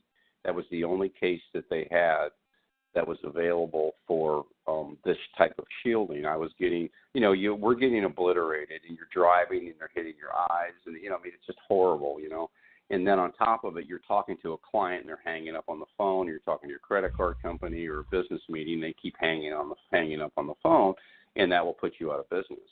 So I finally did the right research and came up with this, and this protects people like us and any professional business person from them being able to, or let's just say you have a competitor. You're in the medical field, you're in the bioscience, you're a lawyer, you're a professional business person, and you have... You are a queer. Yeah, you wish, dude, but we're not like you, you know what I mean? So I'm sorry. See you in Gay Magazine. Anyway, so the bottom line is, if you were a business professional like that and you had constituents trying to stingray your phone with the use of technology or Wi-Fi, an inceptor to try to put you out of business or steal your information or monitor you. This is how you protect yourself. And this also protects us. You get an iPhone, you go to stingrayshield.com, you get the case, it's about $100, and you put the case on your phone, and then you download You download at the App Store Signal Texting, and that encrypts your texts. Okay? Yeah. You got that? Okay. What kind of any iPhone now? Sir, you're going to have to go to stingrayshield.com and see what cases cover what iPhones. Okay. And that answers this. But this is for the gentleman who has his phones that are being blown up. They're not going to be able to do that to you again. They do screw with me very little, very minutely, but very lightly. But another thing, this protects your phone from being used as a weapon against you. Because you'll hear it on the calls. Oh, my phone's radiating, it's hurting me, and this and that, and whatever. But this stops all of that. So this is A number one. First thing you need to do. Okay? Ella, you have a good night, and I'll talk to you on Facebook, guys. Yeah. Shut the fuck up, you rat piece of shit. Yeah, so anybody listening to my call on YouTube or one of these other platforms that we distribute them to, this is what we go through, trying to share information, trying to give support. This is what people do. They pay people to come in and disrupt our calls so we can't have a productive call. So what we're trying to do is just have our call anyways and try to ignore this nonsense. But this is what we go through. So anybody listening, I want you guys to know that. This is proof of people perpetrating us and people trying to interfere with us. So anyways.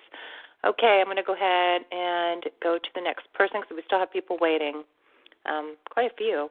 Okay, let me go to Kansas. Okay, guys, let's tighten up the questions just a little bit so we can get to, we'll start asking questions. All of a sudden people are all raising their hands. So go ahead, Kansas. Hi, Ella. Hi, who's it? Oh, hi. Hi, it's me. It's wide-eyed. Yay! I didn't have my hand up, and I don't have a question, but hello. Hi. You know what? It looked like you had it was lit. That's really interesting. It showed like it was very interesting.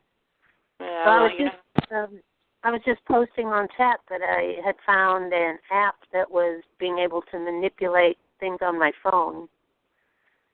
So I posted it so people could look for it on their phone. Yeah, remote access.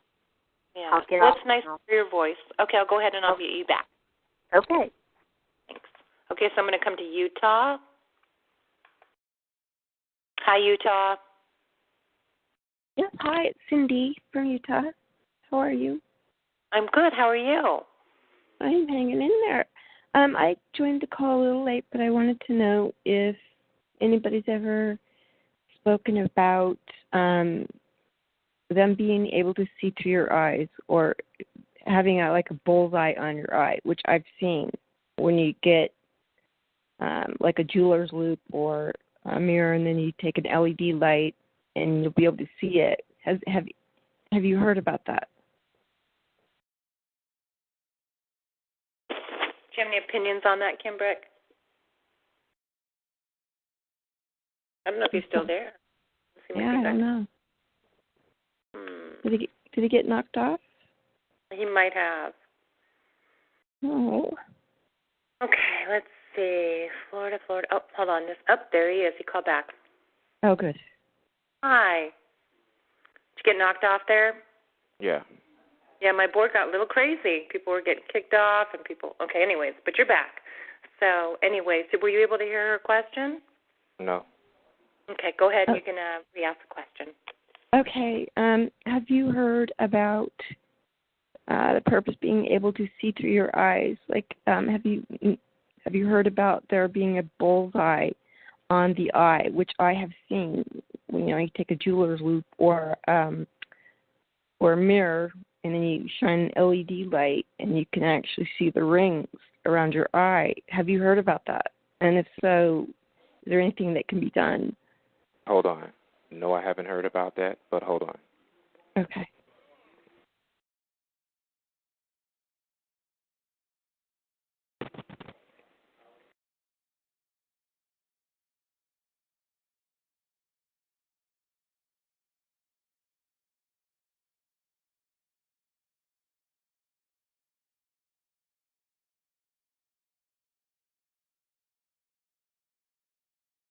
Hello? Hi. Hello? Okay, you have to understand something about this technology. Mm-hmm. Try to post as much as of the effects that this technology can produce on the body and the areas that it assaults. They use to assault most people. You have occipital lobes in the back. You have the back portion of your head, which is the just above the spinal cord and just below the cerebellum. You have the occipital lobe, which is responsible for giving you sight through your eye sockets. Your left eye has nerve endings that enter into the brain. That's why most people who are assaulted by this technology normally end up with eye damage to the left side of the eye, which has a lot to do with the satanic left eye symbol as well. Whether you have been implanted or not, once you're biometric, because everybody now is most likely going to be biometrically assaulted, not implanted. Those of us who have been implanted, that was done because criminals needed to do something quickly, and they needed to do it where they had control. The rest of the population is right now being biometrically mapped. Whether they know it or not, they are. Colleges and schools are being retrofitted with Wi-Fi technology, which gives them access to the electromagnetic frequency of every child and every student walking through those corridors. If your body has been biometrically mapped, they are able to see what you see and hear what you hear without you being chipped, because your body is a body of energy first and a body of flesh secondly. But because most of us have been raised on the level of the natural realm, we do not see ourselves as a spirit being. We see ourselves as flesh and bone. Agree. Would this also explain then how they're able to vibrate my entire body? They usually start at my feet, and then it will go all the way up into my chest and then into my head. And it can be they can either turn it up really high or low, and it can be very painful. But would that be about the same kind of thing where they're using your body as an antenna, your energy field? Yes, because I don't know how you've been assaulted by these people. I have to reiterate, because many of callers that have listened to these shows have not heard this reiterated so frequently. None of you all have been assaulted in the same way when it comes to electromagnetic radiation assault. Some of you have biofilm on your entire body. You was sprayed with something. You was given something to use as a cream or a lotion because they force your body to show a symptom of something that may have been Lyme's disease or rash or irritation, knowing that they were going to pollute the substance from big pharmaceutical companies with micro nanotechnology that would then create a biofilm on your skin, something that you can't necessarily immediately get rid of. Other people have been exposed to nanotechnology, fiber technology. So no one situation is exactly, absolutely the same way, although we all begin to experience the same symptoms because it's the same technology being used to assault the human body. Did that help? Oh, absolutely. Thank you so much, and God bless you. Okay. Utah, I'm going to go ahead and mute you. Okay, I think I've already let her ask. Oh, we have a few. It's really hard to tell who's who, but I'll go ahead and Northwest California. If you've already asked a question, maybe you can let someone else have a try. I already asked a question. Never mind. Okay, Barbara. I mean, I have another one. Oh, hold on. You have another one? Is it a quick one? Pardon? Do you want to give it? Oh, I just had another idea, but you let other people go. Okay. The rock that I gave you, so you have a lot of Okay, Northwest California, the next one. Hi, Northwest California. Thank you, Ella. No problem. EMF Linda in Northern California. Just wanted to mention, Kimbrick, I so appreciate your information. For having him on as a guest, and hopefully, I don't know if he's a regular listener, perhaps, I think. I'd like to hear more from him. So, but right now, what I'd like to do is kind of repeat, Kimbrick, what I heard you say, okay? Some of the points that I got from what you said. Kimbrick? Yes, I'm here. There? Can you hear me? I can hear you. You hear me? Yes, you sound like you say you want to critique some things. Oh, no, don't want to critique anything except that I really appreciate everything that you've been saying. In fact, I have been saying some of the same stuff before. I'd like to repeat. I would like to repeat what I think you said, that the cell phone is a weapon. Is that right? That's it's the perpetrator. Don't worry about it. Some cell phones have been recently modified to be a broadcasting antenna and not a receiving antenna. Okay, but it is a handheld microwave, right? The cell phone is a handheld microwave, right? That's correct. Right, and it is lethal technology, right? It is lethal. It even states so on the box itself, but I'm speaking in terms of a modified one. Regular cell phone use in moderation is not life-threatening. However, a cell phone whose antenna has been modified to be a broadcasting antenna, not a receptive antenna, those are lethal because all the radiation that they're receiving from a cell phone tower, when they have those phones on and pointed at whatever they're pointing them at, they become lethal weapons. Right. And just for your information, briefly, I'd like to mention that the Lloyd's of London, the largest insurer on the globe, has recognized from the beginning that this is harmful, lethal technology, harmful in any event, to the point where they refuse to insure it. You know, they have excluded coverage. Any harm or damage by EMF or electromagnetic radiation. So there's just a little bit more that I would like. A lot of people. Let's see. Okay. Here's a good one that I've been wanting to know about. I love your technological expertise. I love it. What would you recommend? You're familiar with smart meters? Yes, I am. All right. Now, I know there's a simple way to neutralize that relatively safely. Could you make a recommendation? As a trained person in the electrician field, I don't feel that smart meters are safe meters because what they have done is they've integrated Wi-Fi with radio. However, this is not expressed to the consumer. That's what these devices are. They're Wi-Fi radio broadcasting systems. And what happens is when these systems are used in tandem on a parallel board, they are creating massive amount of radiation.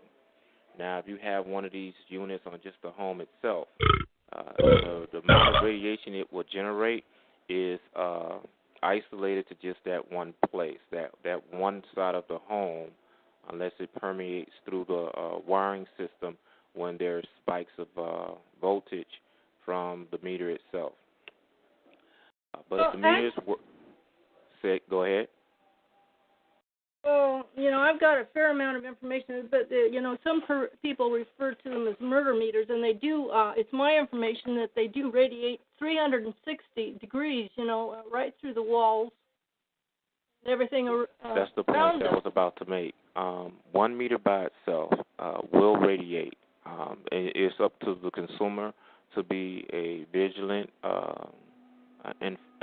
informative consumer of that particular product, or ask for an analog meter to be placed back on their home.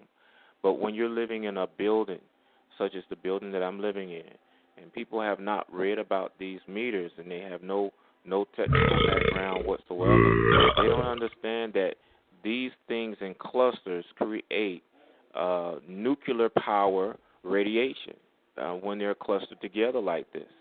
When you add on to the added circuitry, the mother load from each individual home, their refrigerator, their stoves, their natural everyday use lighting. If they have a microwave, it residual back onto the line, back to the meters themselves, and they populate even more energy off of those boxes. But again, we're dealing with a very large and informed society of people. Anyway, the other part of that is, that there is a revolution going on, and there's a growing movement every day that some of us are having some success, in moving the smart meters and getting the analog back. I could tell you about a victory just recently, but I got a little bit more that I'd like to share with you. Actually, my question on the smart meters, Kimbrick, was what device can safely neutralize it? I know it can be done if somebody just simply aims like a high power transmitter, some kind of a transmitting device at a smart meter. It will fry the circuit board, thereby rendering it inoperable. Can you comment on that? You're talking about two different subject matters on the same spectrum. On one hand, you're saying what can make a smart meter in a way a little more safe-friendly, shy of getting rid of it, nothing. And then on the other hand, you're speaking about how to deneutralize the whole meter itself. Well, nothing which in is there you're about not going to use the meter for the purpose of consuming energy. You won't need to deneutralize it. No. Let me clarify. There was nothing in my comment or question about making it a more friendly thing. I want to absolutely neutralize it, and there's got to be a easy, cheap handheld device other than a sledgehammer that will accomplish that. Okay, then that requires a technician that is that have understanding of the construct of the smart meter and the circuit board itself to pass down the information on how to bypass the Wi-Fi signal that sends out, which makes it very unsafe. The radio signal is coming off of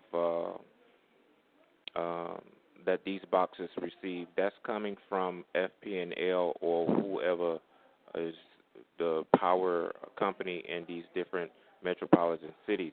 That signal is coming from the company itself to monitor these boxes. But the Wi-Fi connection is something that people want to have deneutralized. That's what's causing the rotor-type behavior of these smart devices. Did I make sense? Actually, it's still not quite. I don't think you understood my question. I wanted an alternative to a sledgehammer to take the smart meter out, but that's okay. I will. That's that. If I really wanted to, I could find that out easily enough by making a few phone calls.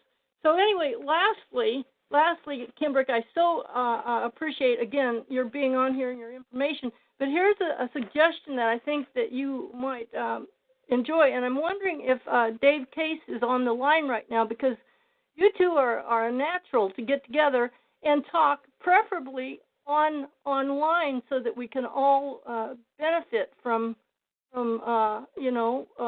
listening to your collaboration. Dave Case is an engineer in South Missouri. Are you familiar with him, Kimbrick? Not at all. Well, he's pretty regular on these calls, and he's come up with he's an inventor. He's a very ingenious, really nice, altruistic guy, generous, that has come up with a CD that has successfully healed something like over 100 people from tinnitus. Okay, yes, I have heard of Dave. I wasn't familiar with his last name. I apologize. Anyway, it occurs to me that the two of you ought to get and preferably, like I said, on one of these conference calls, the rest of us could benefit from your conversation. Well, I try to make my my presence as public as possible because I'm not hiding from anything or anyone, and there are not enough people with enough technical understanding to defend themselves, and that's one of the benefits of this satanic program. It keeps people so disorganized and dysfunctional that the help, the simple help that they need, that might be living down the street 5 blocks from them, they never receive. So they always feel the intrepidness of there is no hope. Right. Speaking of that, and then I'll let somebody else get on the call. I know a number of people in Florida and have their contact information, and I would be more than happy to connect you with if I can get your phone number at some point from Ella or something like that. Well, Ella has my home number. You can get it from her. Yeah. Okay. Hey, Linda, you can call me tomorrow, and I'll get it to you. Sorry, I'm reading the chat. So it's 9 o'clock now, and this has been a long interview too. So I guess there were a couple of questions. Somebody wanted to know if you had any websites about the lasers. I know it's kind of a general question, and I don't remember specifically what you were saying when she asked the question. But do you have some websites or something you want to share that had to do with the laser information? No, or maybe there really aren't any laser websites that support. Yeah, it's hard to find. Citizens. Yeah, it's really hard to find laser information. I just went online and I looked up the process of how lasers are being used, and I can find it with the concept that they're using laser technology themselves. But there is no real specific web source that you can look up that's going to deal with lasers as it pertains to being a tortured citizen. Yeah. Okay. Yeah, it's definitely difficult to find. Okay. Well, Kimbrick, what I will do, Ella, is I'm going to send you the link of the laser detector that I created. It's a simple concept. Everybody else can utilize it. Okay, maybe I can share it in the announcement. Okay. Thank you. I appreciate it. And, gosh, thank you. I'm sorry about the call. I'm sorry it gets perpetrated like that, and I'm sorry that we got to deal with all that. But I think you got out a lot of good information. I'm very appreciative, and I'm sure everybody else is too. So I'm going to go ahead, and we're going to end the call, and we're going to go over to Kyle's. If anybody wants to go to Kyle's, call afterwards. The number is 142-394. Again, Kyle's number is 142-394. And thank you, Kimbrick. Do you want to say anything else before I sign off? You have a blessed day. Yeah, you too. God bless. Bless you both. Just the mark of the beast system. It still was not broken down to the point at which Class B radiation, radar, light, sound, heat technology is being used today. That is still far from the human imagination of anything being possible. Okay.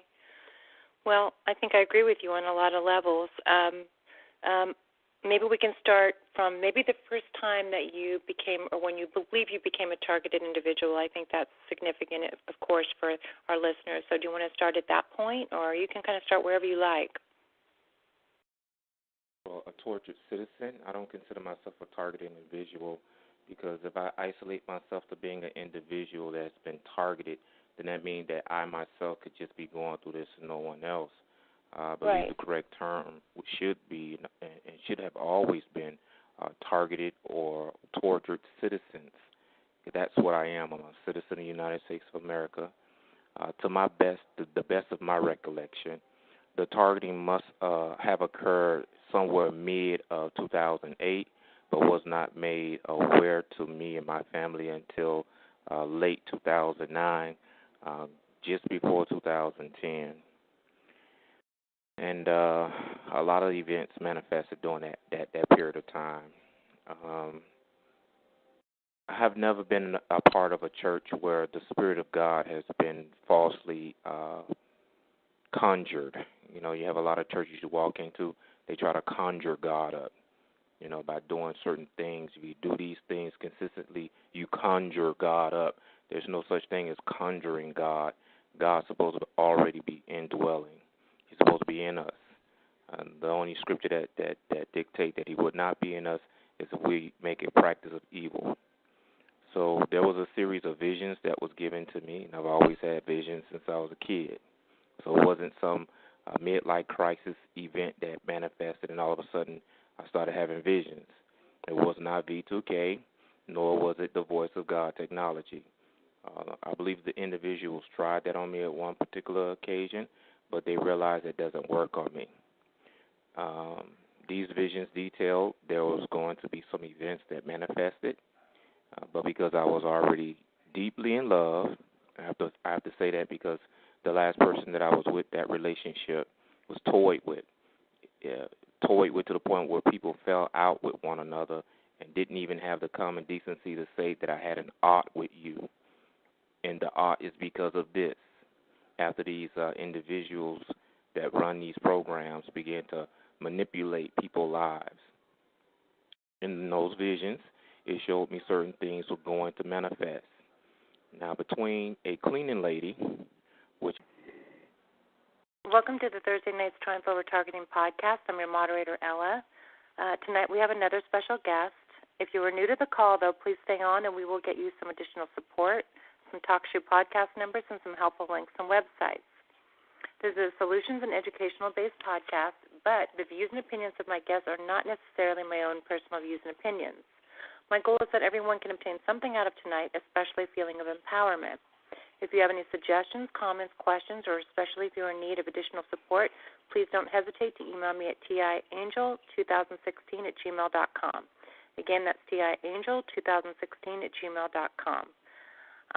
So one thing I'm going to do is just go ahead and keep everybody on mute, and then we'll have a questions and answers portion of the call. And so when we're done with the interview, just star 8, and that'll let me know that you wish to speak and ask a question, and so I will answer, hopefully in the order that you are star 8ing, because sometimes it goes out of order, so I apologize for that ahead of time.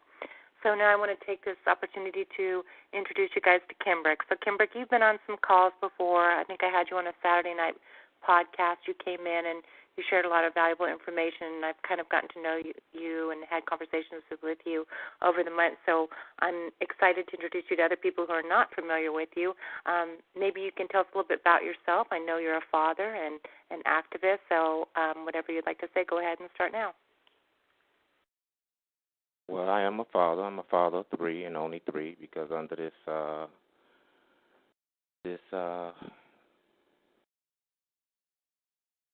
torture program, it's been worded more than once that there's a possible child fathered by me that don't exist. So I have to make that clear with new individuals that don't know me.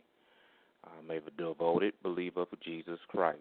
I know that there are other religions that exist, but Christianity is the only religion that proves that forgiveness and the pathway for repentance brings about a positive outcome without works. Simply put, I don't have to, if I wronged you on today, I don't have to do anything but repent. There is no works that I need to go and do. There's no self-sacrifice that I need to produce in my life in order to receive forgiveness from God.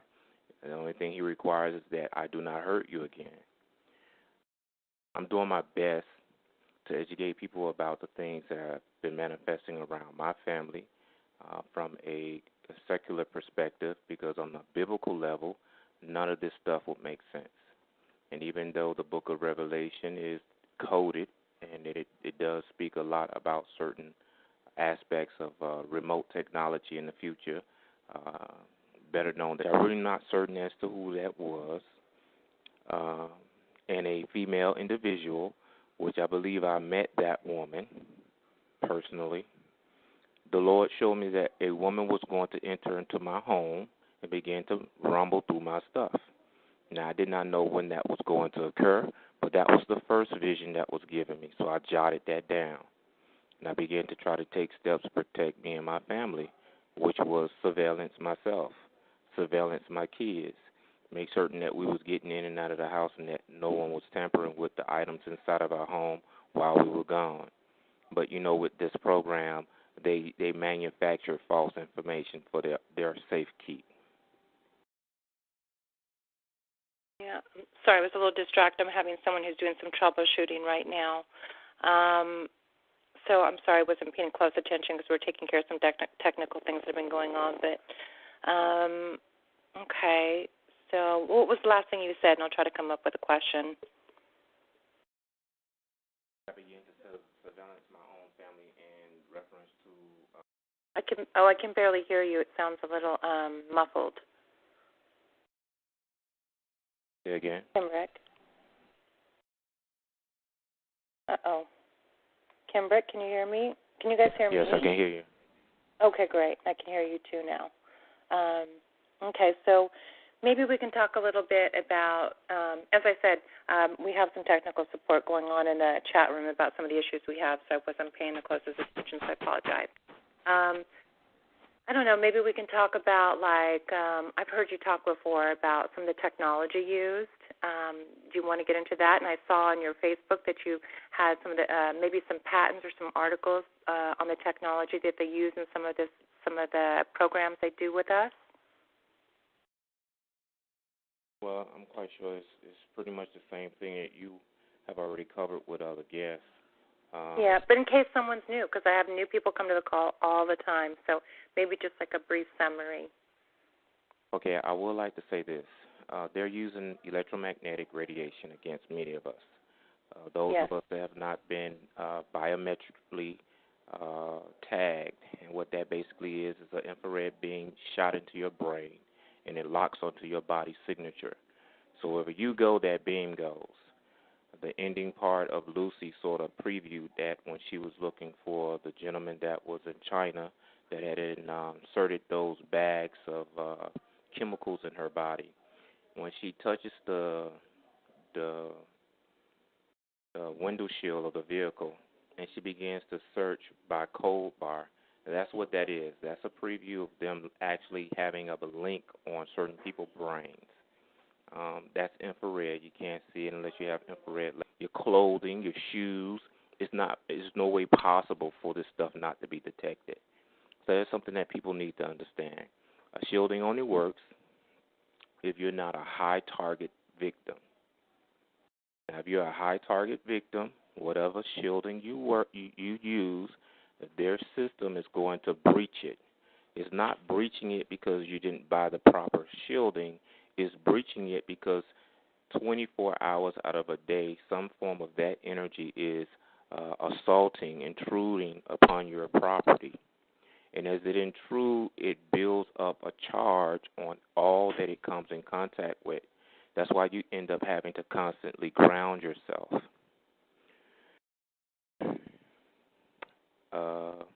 Good advice. What about how your health and nutrition? What kind of nutritional defense do you use? That brings us to the micro-nano subject matter of many of the calls that you've had in the past that people may not be educating themselves well enough about. Just recently, my nephew, who was not living with me at the time that my family became victims of this, and my son began to complain about similar body parts being harmed, and I found that very odd. Neither one of them had been hospitalized where they could have been made victims or isolated where they could have been contaminated. So it brought me to one conclusion. Our water supply has been tampered with in some dimension. I don't know if it's the whole city water supply system or just this building has been modified for the water to be altered. Any type of vitamin regimen that people can take is great. But we have to understand we're still dealing with pharmaceutical companies who patent those vitamins and they send them out. And we do not know which batch, and I'm not trying to deter people from proper upkeep of their health. I'm just trying to get them to look at it rationally. We're not dealing with an honest society and corporations any longer. They could be contaminated with nanoparticles. Now, Sister Darlene Miles was trying to bring that awareness to people through the form of aerosols that at one point had crossed her path in which a company wanted to put weaponized technology into aerosol and release it into the air, common air canisters that people would probably purchase and utilize, and no one would know that they have been made a victim of weaponized lasers to bounce off of. If you're going shopping and you're already receiving electromagnetic harassment like my family already are and have been for quite some time now, you need to get rid of all RFID barcodes out of your home. So that means if you go to the grocery store and you get you a can of peas, take the RFID chip, scan SKU number off and toss it out with the trash. Don't leave it in your home. The less frequencies that you have bouncing around in your home, the better off you are physically. That's one thing that people can begin to do. Universal batteries that come in most of the products now. If you need to absolutely buy you an electronic device, buy one that the battery can be removed. You do not want universal batteries devices, because what happens is once they remote activate your system, they cause those batteries to come on and stay on.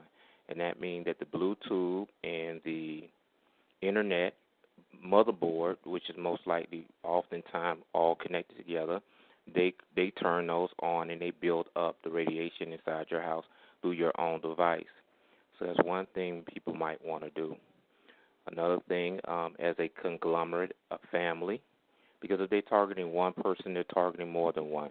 Whether they want to accept that as a truth or not, or whether they feel any symptoms of their weapons or not, or see their gang stalking at the moment going on around their lives. It is a fact. You need to get your family together and educate them to the point that if something happens to you, they're not left in the dark as potential victims to fall prey to these people, not without a fight. What else? Shielding, I think, is really important, and you're talking about spiritual shielding as well, and I think that's equally as important. Yeah, I know about the shielding. I found out that once these people populate your neighborhood, shielding only works when these people are not in your home, your neighborhood, on your block. And the reason why shielding works then is because there's not excessive amount of electromagnetic radiation or whatever form is coming in, whether it's sound, heat, laser, or radar, permeating your home. Now, once you get to the level where these people's devices have permeated your home, you have a cumulative radiation going on.